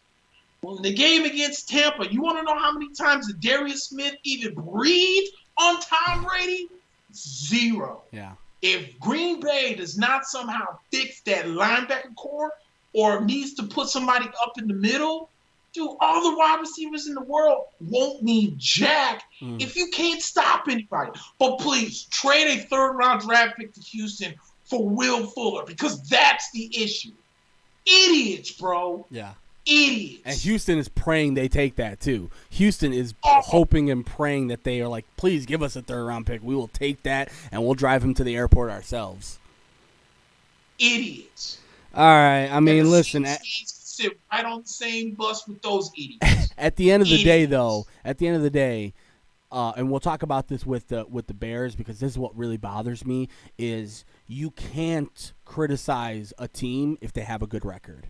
Oh, well, we're 5-1, so we're all good. No, you still got holes too. Same thing with Matt. Same thing with Matt Nagy. He wants to pretend. Oh, we're 5. Dude, you suck. You're terrible. I don't care what your record is. So yeah, we'll get to that later. But this might be a world record for the quickest pick. The Kansas City Chiefs are 6-1. They are hosting the New York Jets, and they are 19.5-point favorites. I'll take the Kansas City Chiefs, but I will go ahead and surprisingly take the Jets on the points. I think I haven't been. I'm sorry, Nick. I haven't been impressed with the Chiefs. I think the Chiefs are right now masquerading as an elite team with a less than elite defense. And let's be honest, they're hoping that Le'Veon Bell solves all of their problems on offense. I'm not sure he will because he doesn't play offensive line. So at this point, I'm very confident Kansas City will win this game. But I thought Vegas was a little bit excessive with 19.5 points. Oh, you said 19 and a half points is what I'm seeing. I don't know this. Listen, Nick, I don't know if this is a mistake, but 19 and a half points is what I'm seeing right now for Kansas City. I don't know what my dumb ass thought you said 16. 19 and a half. Yeah, dude, Chiefs plus 19 and a half. Or I'm with you. I'm with you on the Chiefs with the points as well. Let me do this again. Chiefs in the pick 'em. Yeah. Jets plus a 19 and a half. I'm with you on that. We got you. I'm also with you on your assessment about the Chiefs, because I have a buddy who swears up and down that the Chiefs are better than the Bucs. Mm. And I'm like, well, you let me know. See, when you're all hung up on, but we have Mahomes, boy, your defense sucks my balls. Yeah. How about that? Correct me if I'm wrong. Kansas City Chiefs still own the top 5 worst run defense in the NFL? I'm sure they do. So I'd be careful, but I'm with you on your assessment of the Chiefs. Masquerading at 6-1, thinking we're the best. Yeah, okay. Yeah, they gave up 32 to the Vegas Raiders, and you know we saw what Vegas looks like when they face a good defense. So, yep. And remember, Josh Jacobs had 98 yards and 3 touchdowns in that game. Let me know how Josh Jacobs did in that game against Tampa Bay last week. Yep. Point proven solved. There you go. All right. Sounds like we're on the same page there. Let's talk about Miami. They officially made the decision last week. They wanted to bring in Tua Tagovailoa. He will be the starting quarterback for the 3-3 Miami Dolphins, going against or hosting the LA Rams. 3.5-point favorites are the Rams on the road. Rams coming off of a whomping of the Bears on Monday Night Football, and obviously Miami coming off of a bye, but they are coming off of 3 wins out of their last 4 games. And also let's remember, Miami was in that game against Seattle for pretty much the whole 3 quarters, basically, before Seattle ran away with that. Honestly, Nick, I wasn't impressed with the Rams from what I saw on Monday night. I was just more so embarrassed for what the Bears weren't able to do or were able to do. I agree. So I'm going to go ahead. I don't know about how much of an upset you can consider this to be when it comes to only being a 3.5-point favorites on the road are the Rams, but I'm going to go ahead and take the Dolphins. A part of me, Nick, almost hopes that this game doesn't go well for the Dolphins so that they can realize how stupid they were to sit Ryan Fitzpatrick in this type of game. So, at the end of the day, I just have a hard time picking the Rams after seeing what they did against the Bears. I'll go ahead and take Miami both on the points. And you know what? I'll take them in the pick 'em too. I think they'll win this game. So let me ask you a question. Do you believe that Tua is a better talented quarterback than Patrick Mahomes? Hell no. Okay. So I want people to explain to me how Mahomes can sit a year, but Tua can't. Tua can't, right, yeah. Well, Do you get what I'm saying? I read something, Nick, and I'll pick your brain on this, and you tell me what you think, because what I read was that the game has changed so much in 4 years that, we had to sit Patrick back then, but the game has changed so much that now it's just all about developing talent and this and this and that. Give me your idea on what you feel like that means, because to me, that means that you're basically saying, I know that Ryan Fitzpatrick won't be here next year. I know he's a better player, but he won't be here next year, so I'm going to play the guy I know will be here next year. And that's exactly what I got out of it, because here's what I don't understand. The Dolphins aren't 0-7. No. It's not like the locker room is empty. It's not like there's no flow. You know what I'm saying? And you make this move, and I'm listening to everybody on the radio, and they're praising it. They're like, yeah, this was the move. This was the right move to make all along. But again, this situation reminds me, not equivalent because I think the Chiefs had a better record, but when Alex Smith took a whole year or played a whole year when Mahomes got drafted, why can't Tua do the same thing? My problem is I have a problem when you say at first it's, I feel like the excuse for Tua doesn't make sense when they first went talking about, when you're going to put in Tua, and it's, we'll put him in when we feel like we're ready and this and that. Dude, Ryan Fitzpatrick went to San Francisco on the road and dropped a 30 spot on them. Yeah. The same San Francisco team that just went on the road and dropped the 30 spot on the Patriots. Yeah, that San Francisco team. Yeah. Ryan Fitzpatrick has his team playing on a whole different level, and you want to bust that out because you want to play. How about Tua get a training camp in? How about Tua get a preseason in? Yeah. How about Tua sit back and learn like Mahomes did, and when your time is ready next year, then that's fine. But you just don't trade quarterback or want to change quarterbacks 3-3.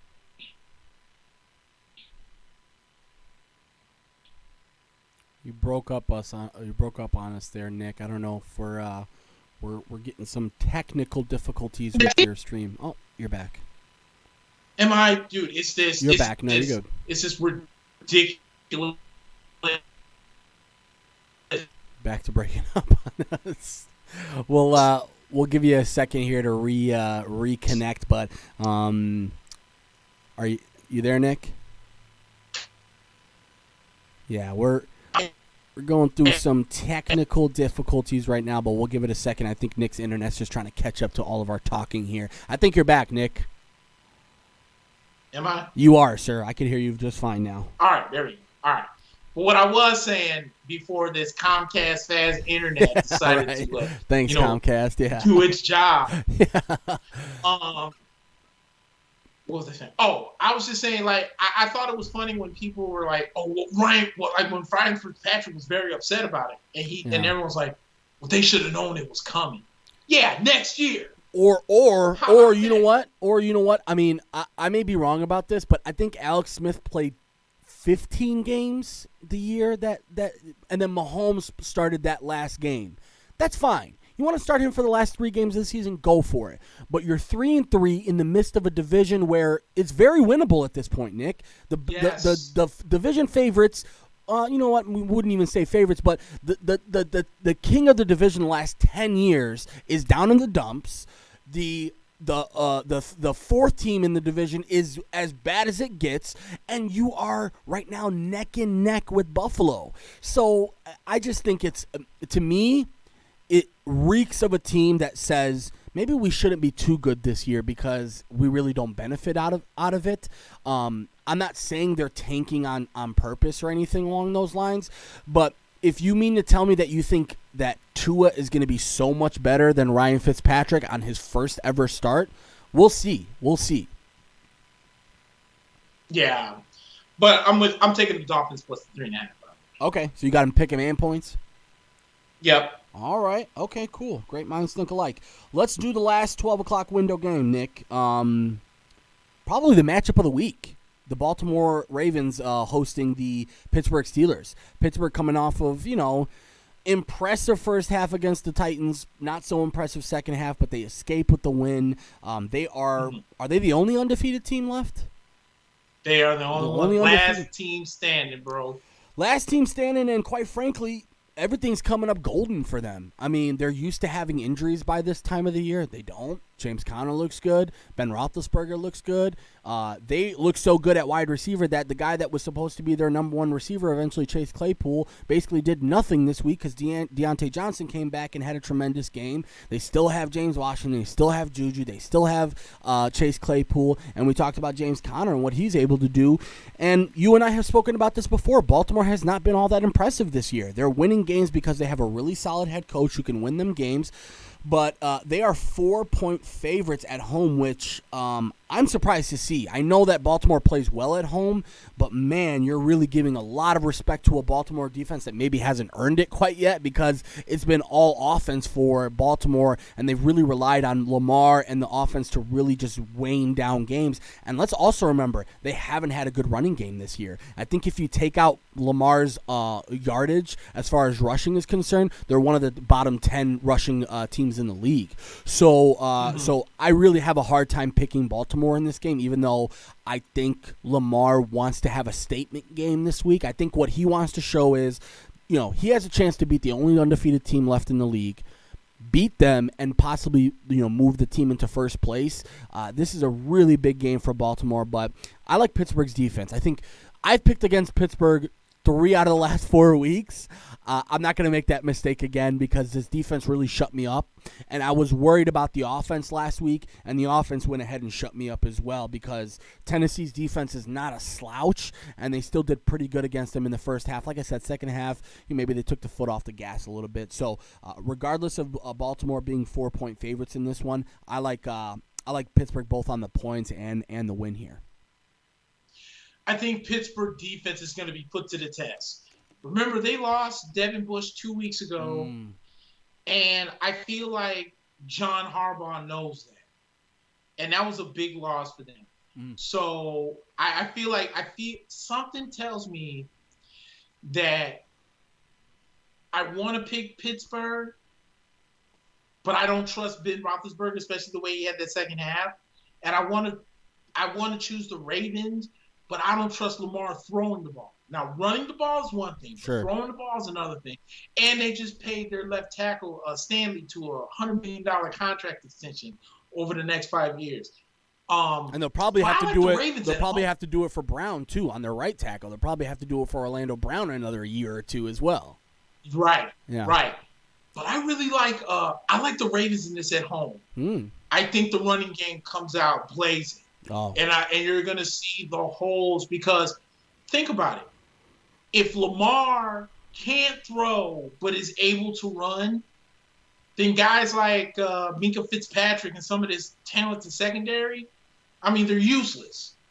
You know what I'm saying? So I think Baltimore attacks that linebacking core and see if they, because I think TJ Watt is a better pass rusher than he is a run stopper. And I think the guy that was your better run stopper out of the linebacking core, Devin Bush, is gone for the year. Yeah. So I think Baltimore attacks it. I like the Ravens in this one, minus the 4 points. Okay. All right. Good point. Let's jump into Denver hosting, I like to call them Momver. Denver facing the Los Angeles Chargers. Both teams are 2-4. I mean, the Chargers coming off of that win last week against Jacksonville, I think everyone pegged them to probably have to take that win, but they had a close game against New Orleans. They had a close game against your boys. They had a close game against Carolina and Kansas City. So, honestly, the Chargers might not be as bad as the 2-4 suggests. They ran into a couple buzzsaws, including your team and Kansas City at that point as well. So, and Denver, quite frankly, Denver, I don't care what you do. You're not going to convince me Jake Lock's any good. You're not going to convince me that Mark Rippon's nephew's any good. You're not going to be able to convince me anything about Denver until they are able to get a quarterback in there. There's really nothing that they can do. And if I were them, I'll be honest with you, Nick. I know this season doesn't really matter, but I might call Miami and be like, what do you guys want for Ryan? Clearly you don't like him. What do you want for him? Let's bring him to Denver. Let's see what we can do. Because, Jake Lock at this point, dude, he's not the guy. And I'm sorry to say that. Drew Lock, I'm sorry. What am I saying, Jake? I think you're mixing up Jake Locker with Drew. Jake Locker with Drew Lock. Okay, yeah, Drew, we'll take it. Whatever. We talk too much sport. We say like 1,000 people's names. We're gonna get one of them wrong. Don't worry, guys. So yeah, you can't convince me anything about Drew Lock. In fact, you can't even convince me about his first name because I don't even know it. So Drew Lock, I'm so sorry, but I'm gonna take the Chargers in this one. And by the way, the Chargers got Melvin Ingram back. They still have Joey Bosa now, and they looked tremendous last week. Even though Jacksonville scored 29 points, but they still looked really good on the pass rush. I'm going to go ahead and take the Chargers here, minus 3.5 and on the pick'em. I don't like Denver at home, and it might be snowing again in Denver, but we'll see what the weather looks like, but I'm taking the Chargers. Dude, Justin Herbert is the real flipping deal. He really is. I still think it sucks how he ended up getting the job per se. Yeah. But he's the real flipping deal. And my thing with Denver is, and it's I don't know why no one's questioning this, and it kind of drives me nuts that no one has, but dude, what has John Elway done for this team since Peyton left? Yeah. I mean, I'm being serious. Yeah, no, you're right. There has not, for someone to be considered one of the 50 greatest quarterbacks of all time, his quarterback evaluation after Peyton Manning in the twilight of his career has been garbage. Should we go over the resume of John Elway with that? You screwed up the Brock Osweiler deal. You screwed up the Colin Kaepernick deal. Then you went and brought in Paxton Lynch, and he couldn't even survive the season. Now you got Drew Lock, and he's no good.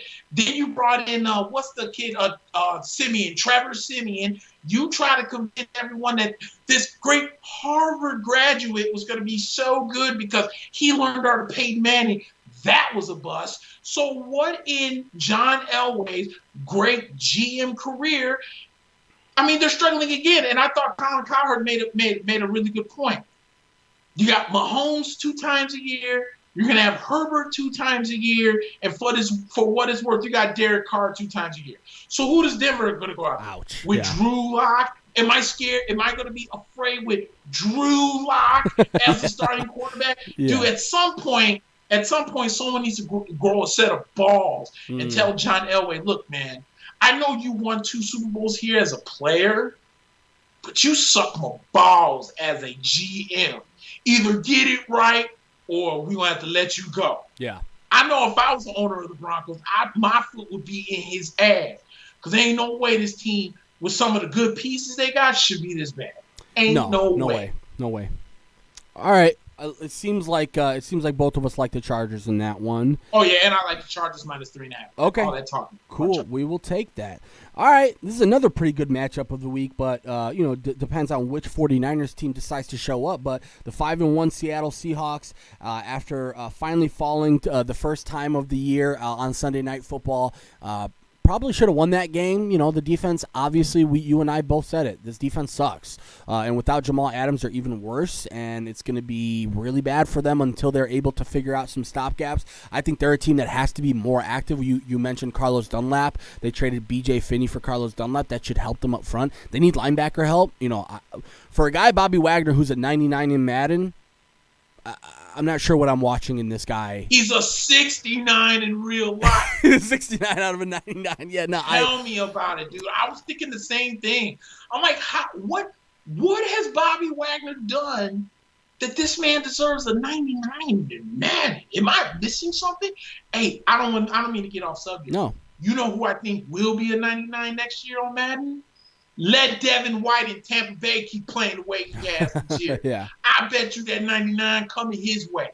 Is he? I'm just throwing that out. As far as development is concerned, because I've watched him and everyone knew he could fly around when he was at LSU. But development wise, are you seeing him? Because I know Levante David is such a huge part of that defense that he's never going to really be able to overtake David. But is he making the type of progressions that you're hoping for out of a superstar linebacker? Bro, I saw Devin White make a play last week on Derek Carr. So it was 4th and something. And I swear Devin White was 10 yards away from the play. And all Derek Carr needed was 3 yards for a first down. And Devin White flew and hit Derek Carr so hard. I'm surprised Derek Carr came out for the rest of that game. Yeah. And I was like, oh my God. And I mean, you could hear him just popping. I mean, it was a legal hit. Yeah. Derek Carr was still in bounds. But, dude, Devin White's the real flipping deal. That dude last week had 11 total tackles, 9 solos, 2 assists, and 3 sacks. Yeah, dude, that's that kid's gonna be a problem, and even more so. I'm not to veer too far off the subject, but if you give the Buccaneers one shutdown corner, just one shutdown corner, all you guys really need is a guy maybe in the light of like Legion of Boom, Richard Sherman, who could just stay on one side of the field and tell you every single play, I'm going to have this side of the field taken care of, and Todd Bowles can work with that. It might be really tough to find a better defense in this league when you're talking about, no Vita Vea, but Steve McClendon picked up right where that left off, and he looked really good. Oh, yes, he did. Yeah, so yeah, I have to give you guys credit for what you've done on defense. And, even we were mentioning that the secondary, has been up and down. Jamel Dean is going to be a great player. I think, there's more than one. I think your safeties are tremendous. The safeties can hit, they can run. Right now, coverage-wise, though, I think you guys ask a lot of your secondary, a lot of making sure that you're getting winning one-on-one matchups every single play. That's tough to do for anybody in this league, but having a shutdown corner could really put you guys over the top. Well, Stephon Gilmore's out there. I doubt it's gonna happen because the Bucs need cap. I mean, they didn't ask everybody to turn their they're thinking to a salary or signing bonus. signing They're bonus. running out of people. Yeah. Shoot, they're running out of people. But yeah, no, I'm with you on the Bobby Wagner thing though. Dude. This dude got a 99 in Madden. I don't see it. I'll go ahead and adjust him back to a 69. Yeah, I'm gonna edit him down to a 69 tonight. But yeah, no, that was a good game on Sunday night against Arizona for Seattle. But again, defense still sucks balls. My God, DK Metcalf, just oh my God, all you really need to say is that dude's name, and you're like, how many teams passed up on this guy? I mean, our teams. And pretty much every other team in the league passed up on this guy multiple times, and then you see what he did on that play with Budda Baker, where Budda Baker's one of the quickest guys in the league, and he basically made up like 30 yards of space in like 5 seconds, and tremendous talent DK Metcalf is.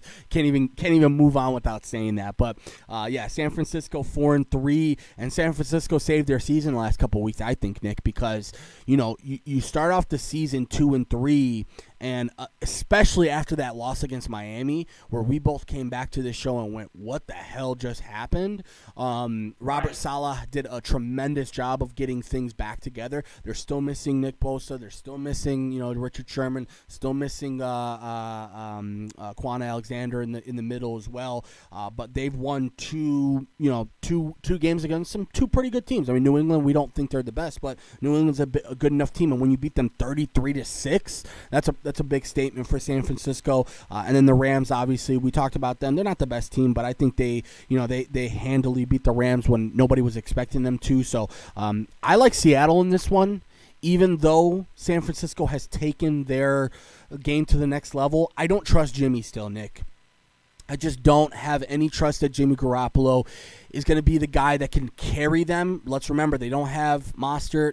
They did that last week against New England. That's how New England sucks, without some of their best players. So, and no more Deebo Samuel, by the way, too. Deebo Samuel's out for a couple weeks as well. So, with this one, no matter how bad Seattle's defense is, I think Seattle's going to be able to score 30-plus points on this 49ers defense. I like Seattle on the pick'em and the points, and by the way, it's 3-point favorites for Seattle.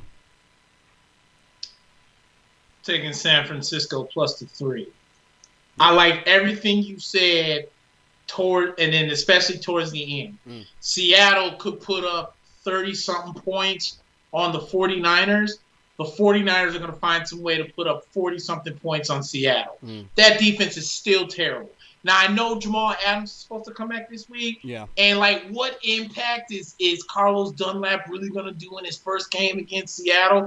Who knows? Still don't trust that defense. Prove to me it's good, then let's talk. Plus, I need Russell Wilson to have another one of them games like he had last week, so then my talks about Tom Brady winning the MVP can start to heat up some more, because everyone – dude, let me tell you something that's going to drive me nuts. I'm sick of the whole, Russell Wilson has done more with less.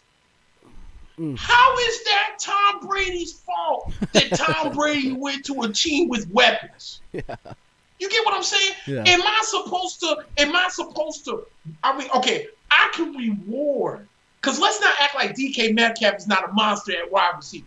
I can reward Russell Wilson for having a phenomenal season with maybe not as much talented wide receivers as Tom Brady. Yeah. But if you really did your homework, what if I told you that the leading receiver with Tampa Bay right now was Scotty Miller, who has the most yards and touchdowns for Tampa Bay? Not Mike Evans, not Chris Godwin, not Gronk. 5'9" Scotty Miller from Bowling Green. Please do your homework before you come at me. As a matter of fact, let me let you do your homework much better. Because I bet you if you looked at Russell Wilson's numbers, that first week he was amazing against Atlanta. That second or third week he was amazing against Dallas. Let me know how his quarterback rating has been since then. It's done dipped every game. In the last game, he had 3 interceptions, very un-Russell Wilson-like. But how did Tom Brady do in the game against Raiders? I'll help you out. For the second week in 3 weeks, he threw for 369 and 5 touchdowns. Missed. San Francisco +3. Okay. All right. Yeah, no, you make good points there. And at the end of the day, Seattle's going to need Russell Wilson. And also, I want to mention this.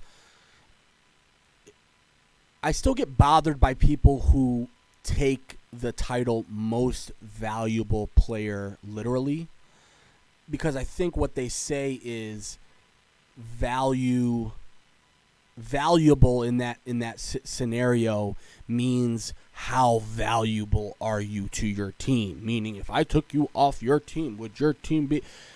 And to me, I think it's very cut and dry. I think the MVP is the best performing player throughout the season. You know, we're not talking about who his wide receivers are. We're not talking about the offensive line. We're not talking about we're talking about who had the best individual season this year.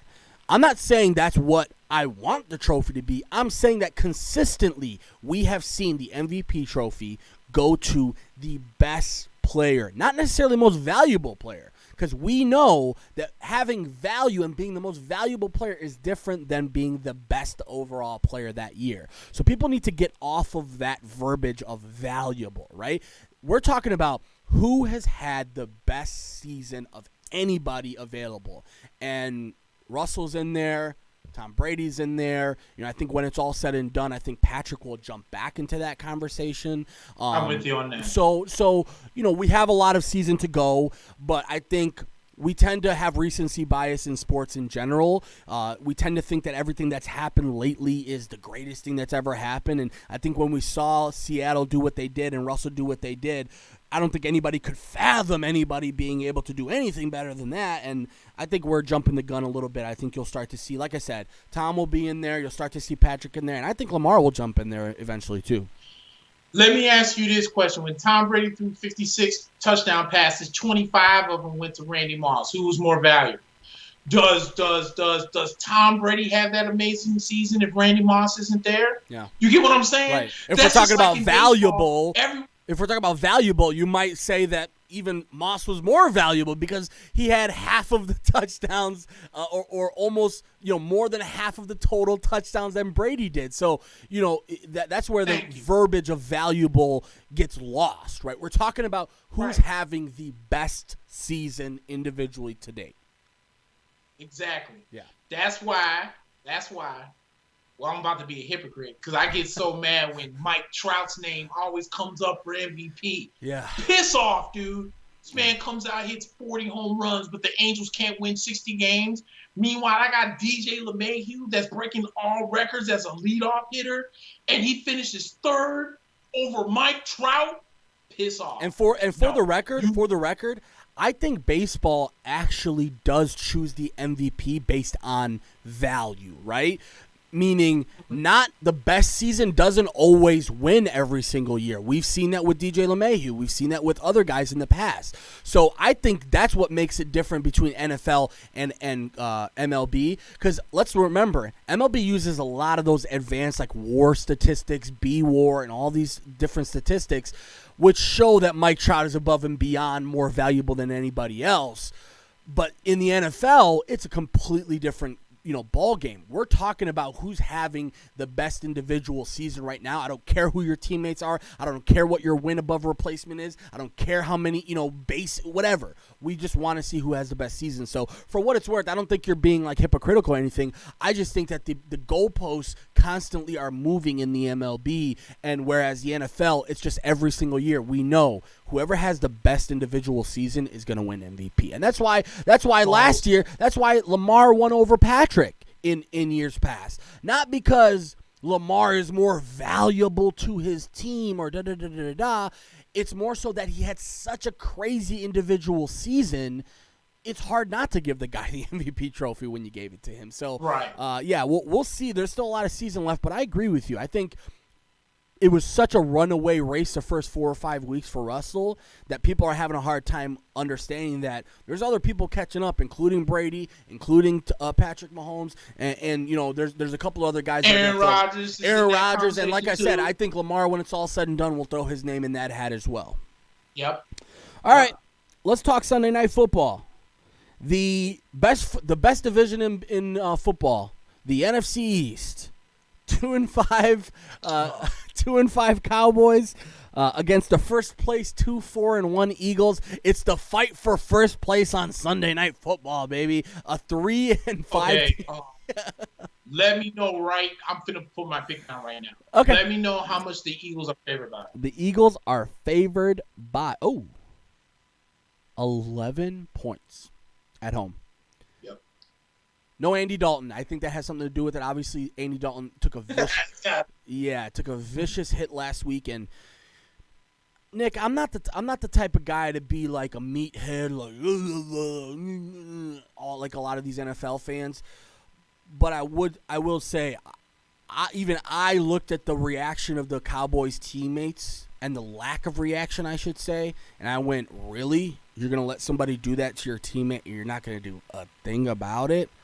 I'm sorry. That was just a sign of, A, poor leadership, B, a sign that the Cowboys really don't see Dalton as a leader, quite frankly. I mean, it's hard to say you see your backup quarterback as a leader, right? But when you see a quarterback get mangled like that and get put asleep like that, you better believe there's a riot on the field most of the time when stuff like that happens. Remember when Kiko Alonso did that to Joe Flacco, and Joe Flacco went out, and the whole Baltimore offensive line for 10 minutes was just going after the other players on the team? This is what you need to see when somebody does that to your quarterback. And clearly Mike McCarthy, all the rumors are true. He sucks. We can confirm this now. He sucks as a leader. He sucks as a head coach. He sucks as a play caller. And quite frankly, he's wasting the talent that's on Dallas right now. And also, I feel bad for them because they have to go with, I think his name is DiNucci this week.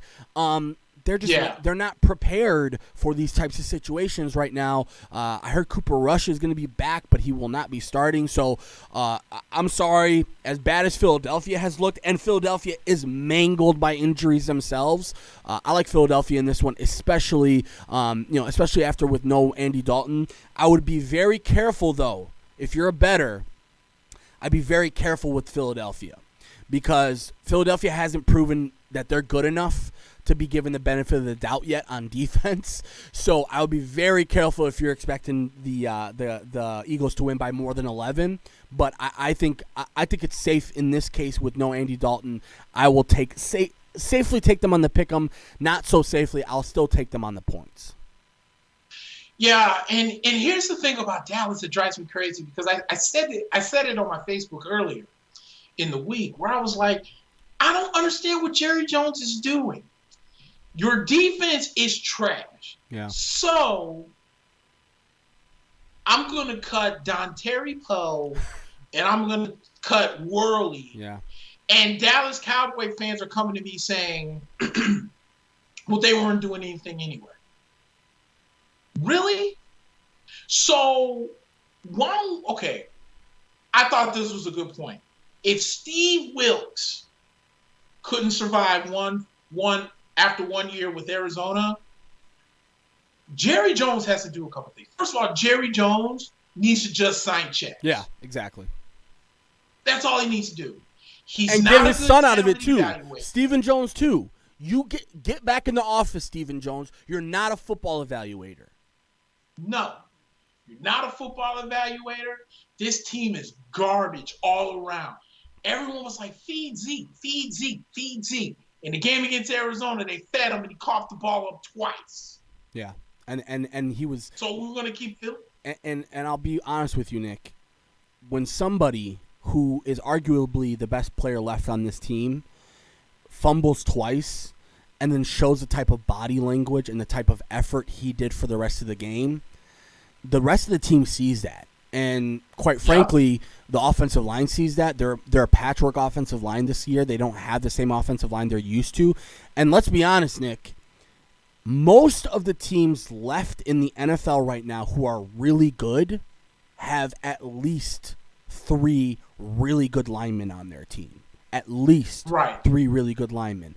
And the Cowboys have 0 left. So do I blame them for letting go of Worley and Dontari Poe to save money? No. I know they're looking at trading Aldon Smith as well at this point to try and get anything they can back. If I'm them, go ahead. Go for it. But at this point, dude, if you're a Dallas fan, hold your team accountable because Jerry just thinks it's his world and we're just living in it. And until the fans start to step up and say, nope, we're not going to take this anymore, he's going to continue to run this team into the ground. And speaking of good old boys, because we talked about it with Jerry Reinsdorf, that's what Jerry's going to do.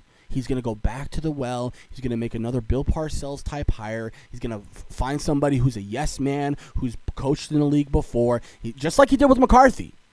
McCarthy, nobody wanted this guy. Like, I'm sorry. Nobody wanted him for a year and a half. He's trying to say that he refused jobs. Nobody wanted him. And you brought him in because you thought he would have championship pedigree to give your quarterback some improvements, and all he's done is shown that he's just as bad, if not worse, than he was in Green Bay. So, yeah, I agree with you, man. I can't see Jerry.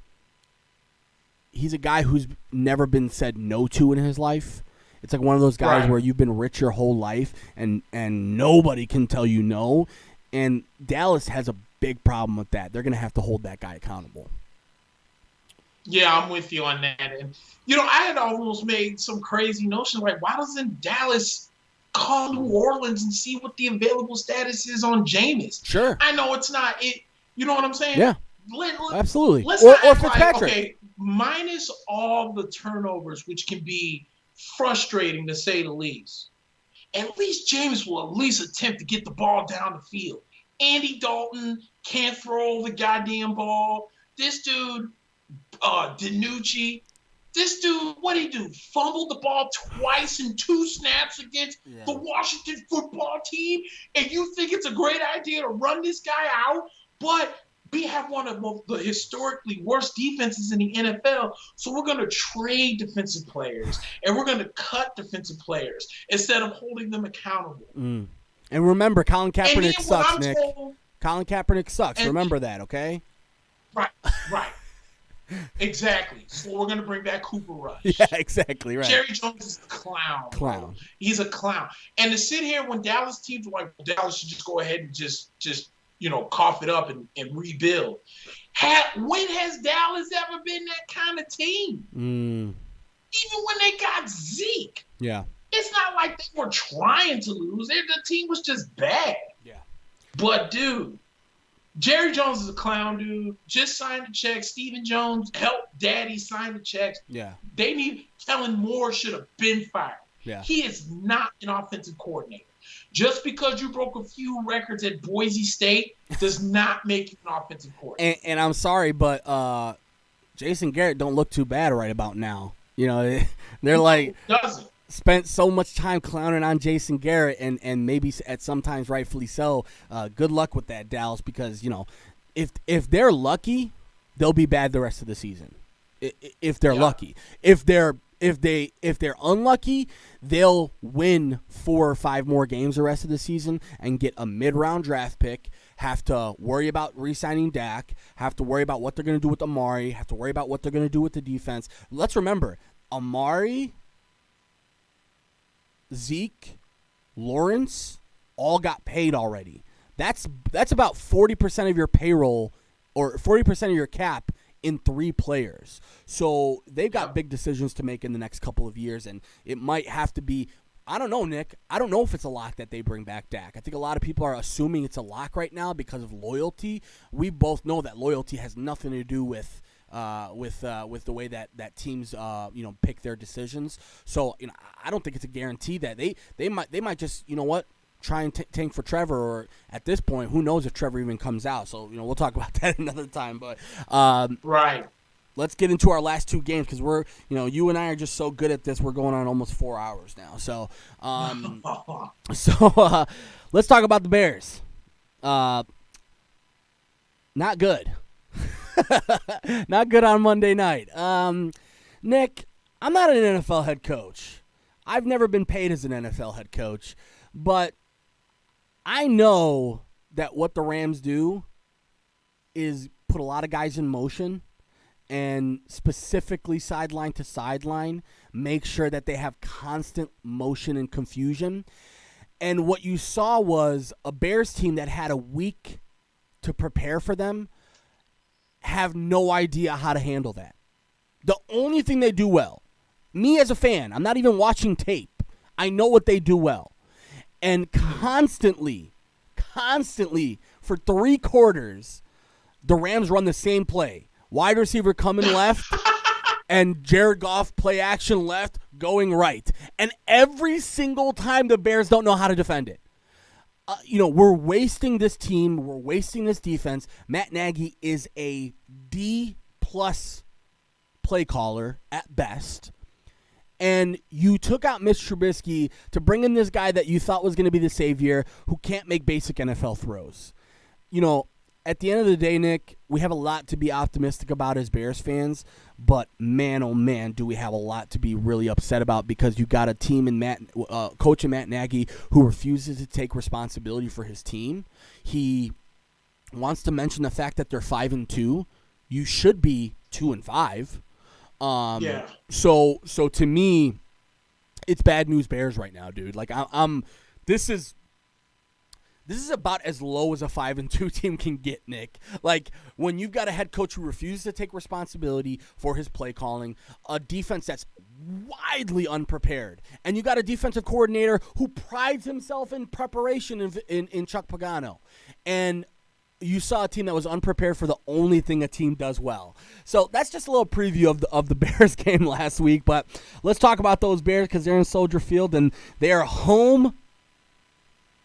I don't know how the Saints are favorites in this game. I know Vegas probably saw that game, but the Saints are favored by 4 points in this game. And I'll be honest with you, I'm not that impressed with the Saints either, man. I mean, if they don't beat Carolina last week in a or the week before in a very close game. And then they also, remember, that Chargers game went to overtime, and they barely won that one. And then the Detroit game, too, where they should have lost that one, too. So I'm not super sold on New Orleans either. And I don't know how they're 4-point favorites in this one, but that's about the only reason why I'm ready to take them, because Michael Thomas will be out again. The Bears' offensive line's banged up, but they should have some defensive guys back, including Eddie Jackson, Khalil Mack. I like the Bears in this one because I think what the Bears are going to do, they're going to exploit the real huge weakness of the Saints, was just yardage allowed. Like just giving up yardage, right? Like just not being able to stop people when you need to. It kills you in this league. And when you give up 24 points to Carolina, you gave up 27 to the Chargers. You gave up 29 to the Lions. You gave up 30 to Green Bay. And you gave up 24 to Vegas. Historically speaking, it looks like the Bears are in line for at least 25-plus points this week if they don't shit the bed. I don't think the Bears gives up 25 points. So I'm going to go ahead and take the Bears in this one, and I'll take them with the points as well because I don't know how New Orleans is favored by 4 in this game. When it's 3rd and 13, all Danny Trevathan has to do is keep an eye on Alvin Kamara. Yep. That's what killed Carolina last week. Yeah. Just like you were talking about the Bears can't figure out plays. Dude, do you know that when the New Orleans Saints are 3rd and 13, they like to go down the field just to dump it off to Alvin Kamara and just watch him run after the catch? And he did it 6 times in that game against Carolina. Yeah. And they defensively were too stupid to figure out what was going on. Yeah. It's all the Bears need to do. Just keep an eye on Alvin Kamara, and the Bears will beat the Saints. So I will be at least in the top 10 of Bears fans for you guys. Thank you. So you guys can beat the piss out of the Saints, and it will make my entire flipping weekend. Because they give me as much gas as Packer fans. Yeah, we will take any support we can get. And by the way, New Orleans, the way that your team's playing, you guys might as well just, be a little bit, let's just say this, be a little bit more humble. Because the way your team's playing, you should not be bragging about things right now. That's like the same people who are like, the Bears are 5-2. Go have a seat, you idiot.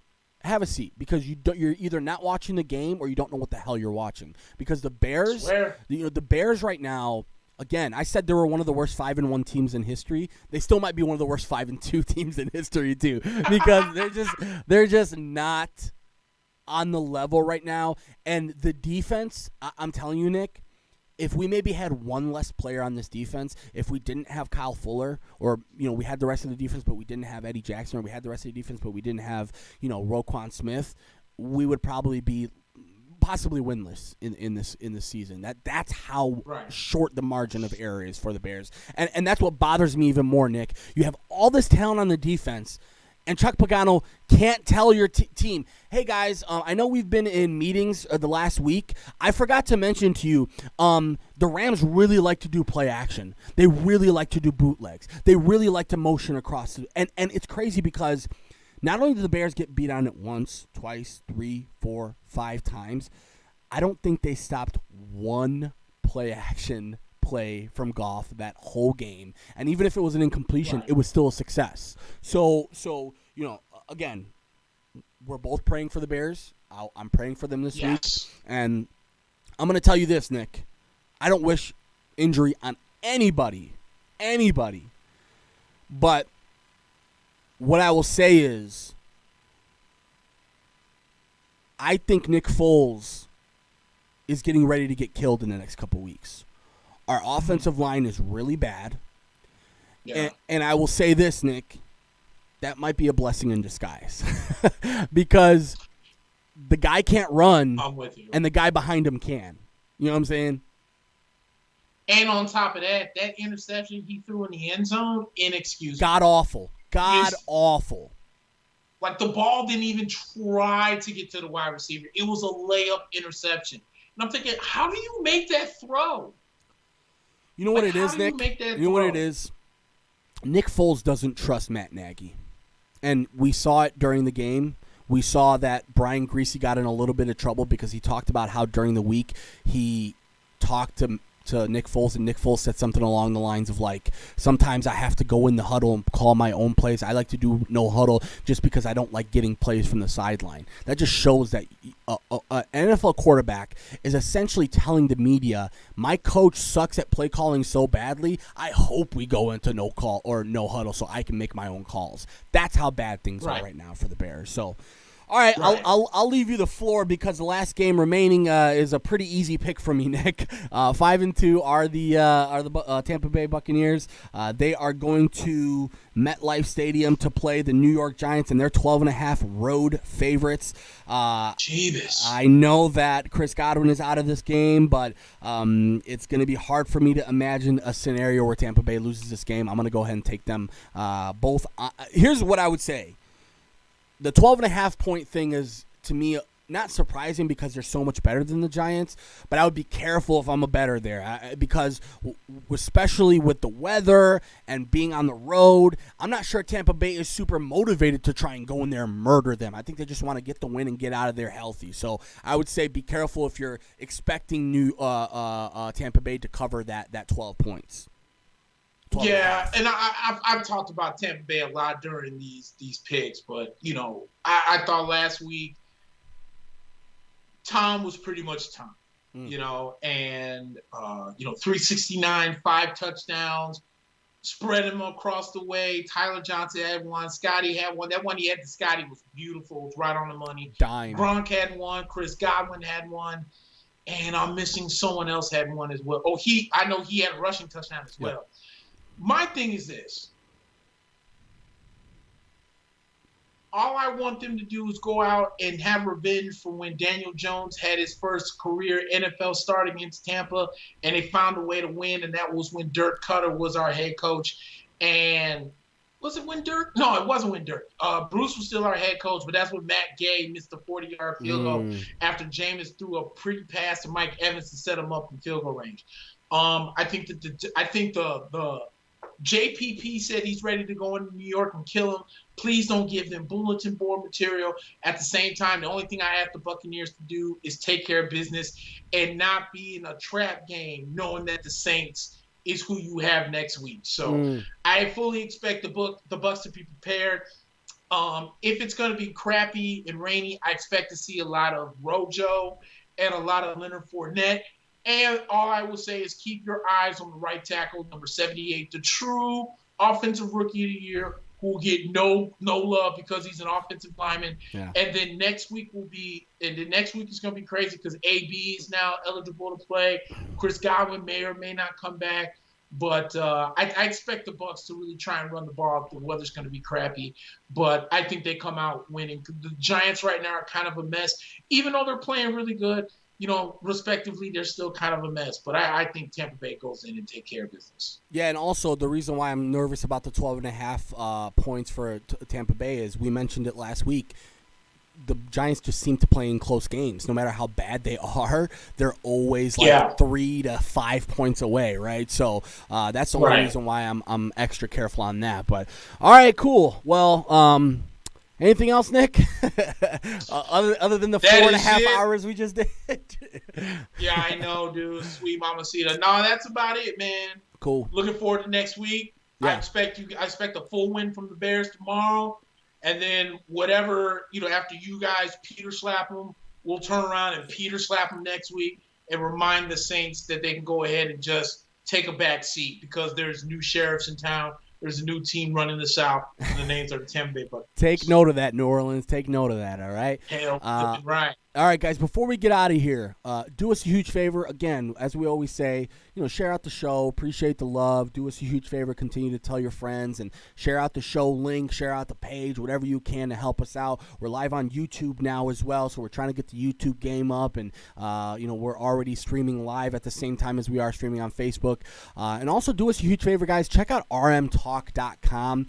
That's Rolling Meadows Talk. That's something to hear that our producer, Steve, has done a tremendous job in. And I was happy enough to be able to do a little bit of a live stream for them in the pregame for the Bucks Bears game on Thursday night outside of reps. And Rolling Meadows Talks is a local news and offer website for the northwest suburbs of Chicago. We're talking local deals, events, business directory, and a lot more content-wise. Do us a favor, check it out. They're friends of the show. rmtalk.com. We will do our live shows in Rolling Meadows at Reps Sports Bar, Reps Place Sports Bar, as you guys probably already know. As you guys know, in a time like this, small businesses need your support now more than ever. So do us a huge favor. We love Reps and the tremendous food, tremendous atmosphere, great people. So continue to patronize them and again support as much small business as you can. So again, do us a huge favor, especially in the Rolling Meadows area. Support our local small businesses here. Check out the local news and offers that we have that we just talked about. Again, local deals, events, business directory, lots and lots of stuff, and again, content on the page. So rmtalk.com. Check them out on Facebook. Add them on the Facebook page. But that is about it. Mack and Black, again, number 59 in the books. I'm the Mack part. That's the Black part. Peace.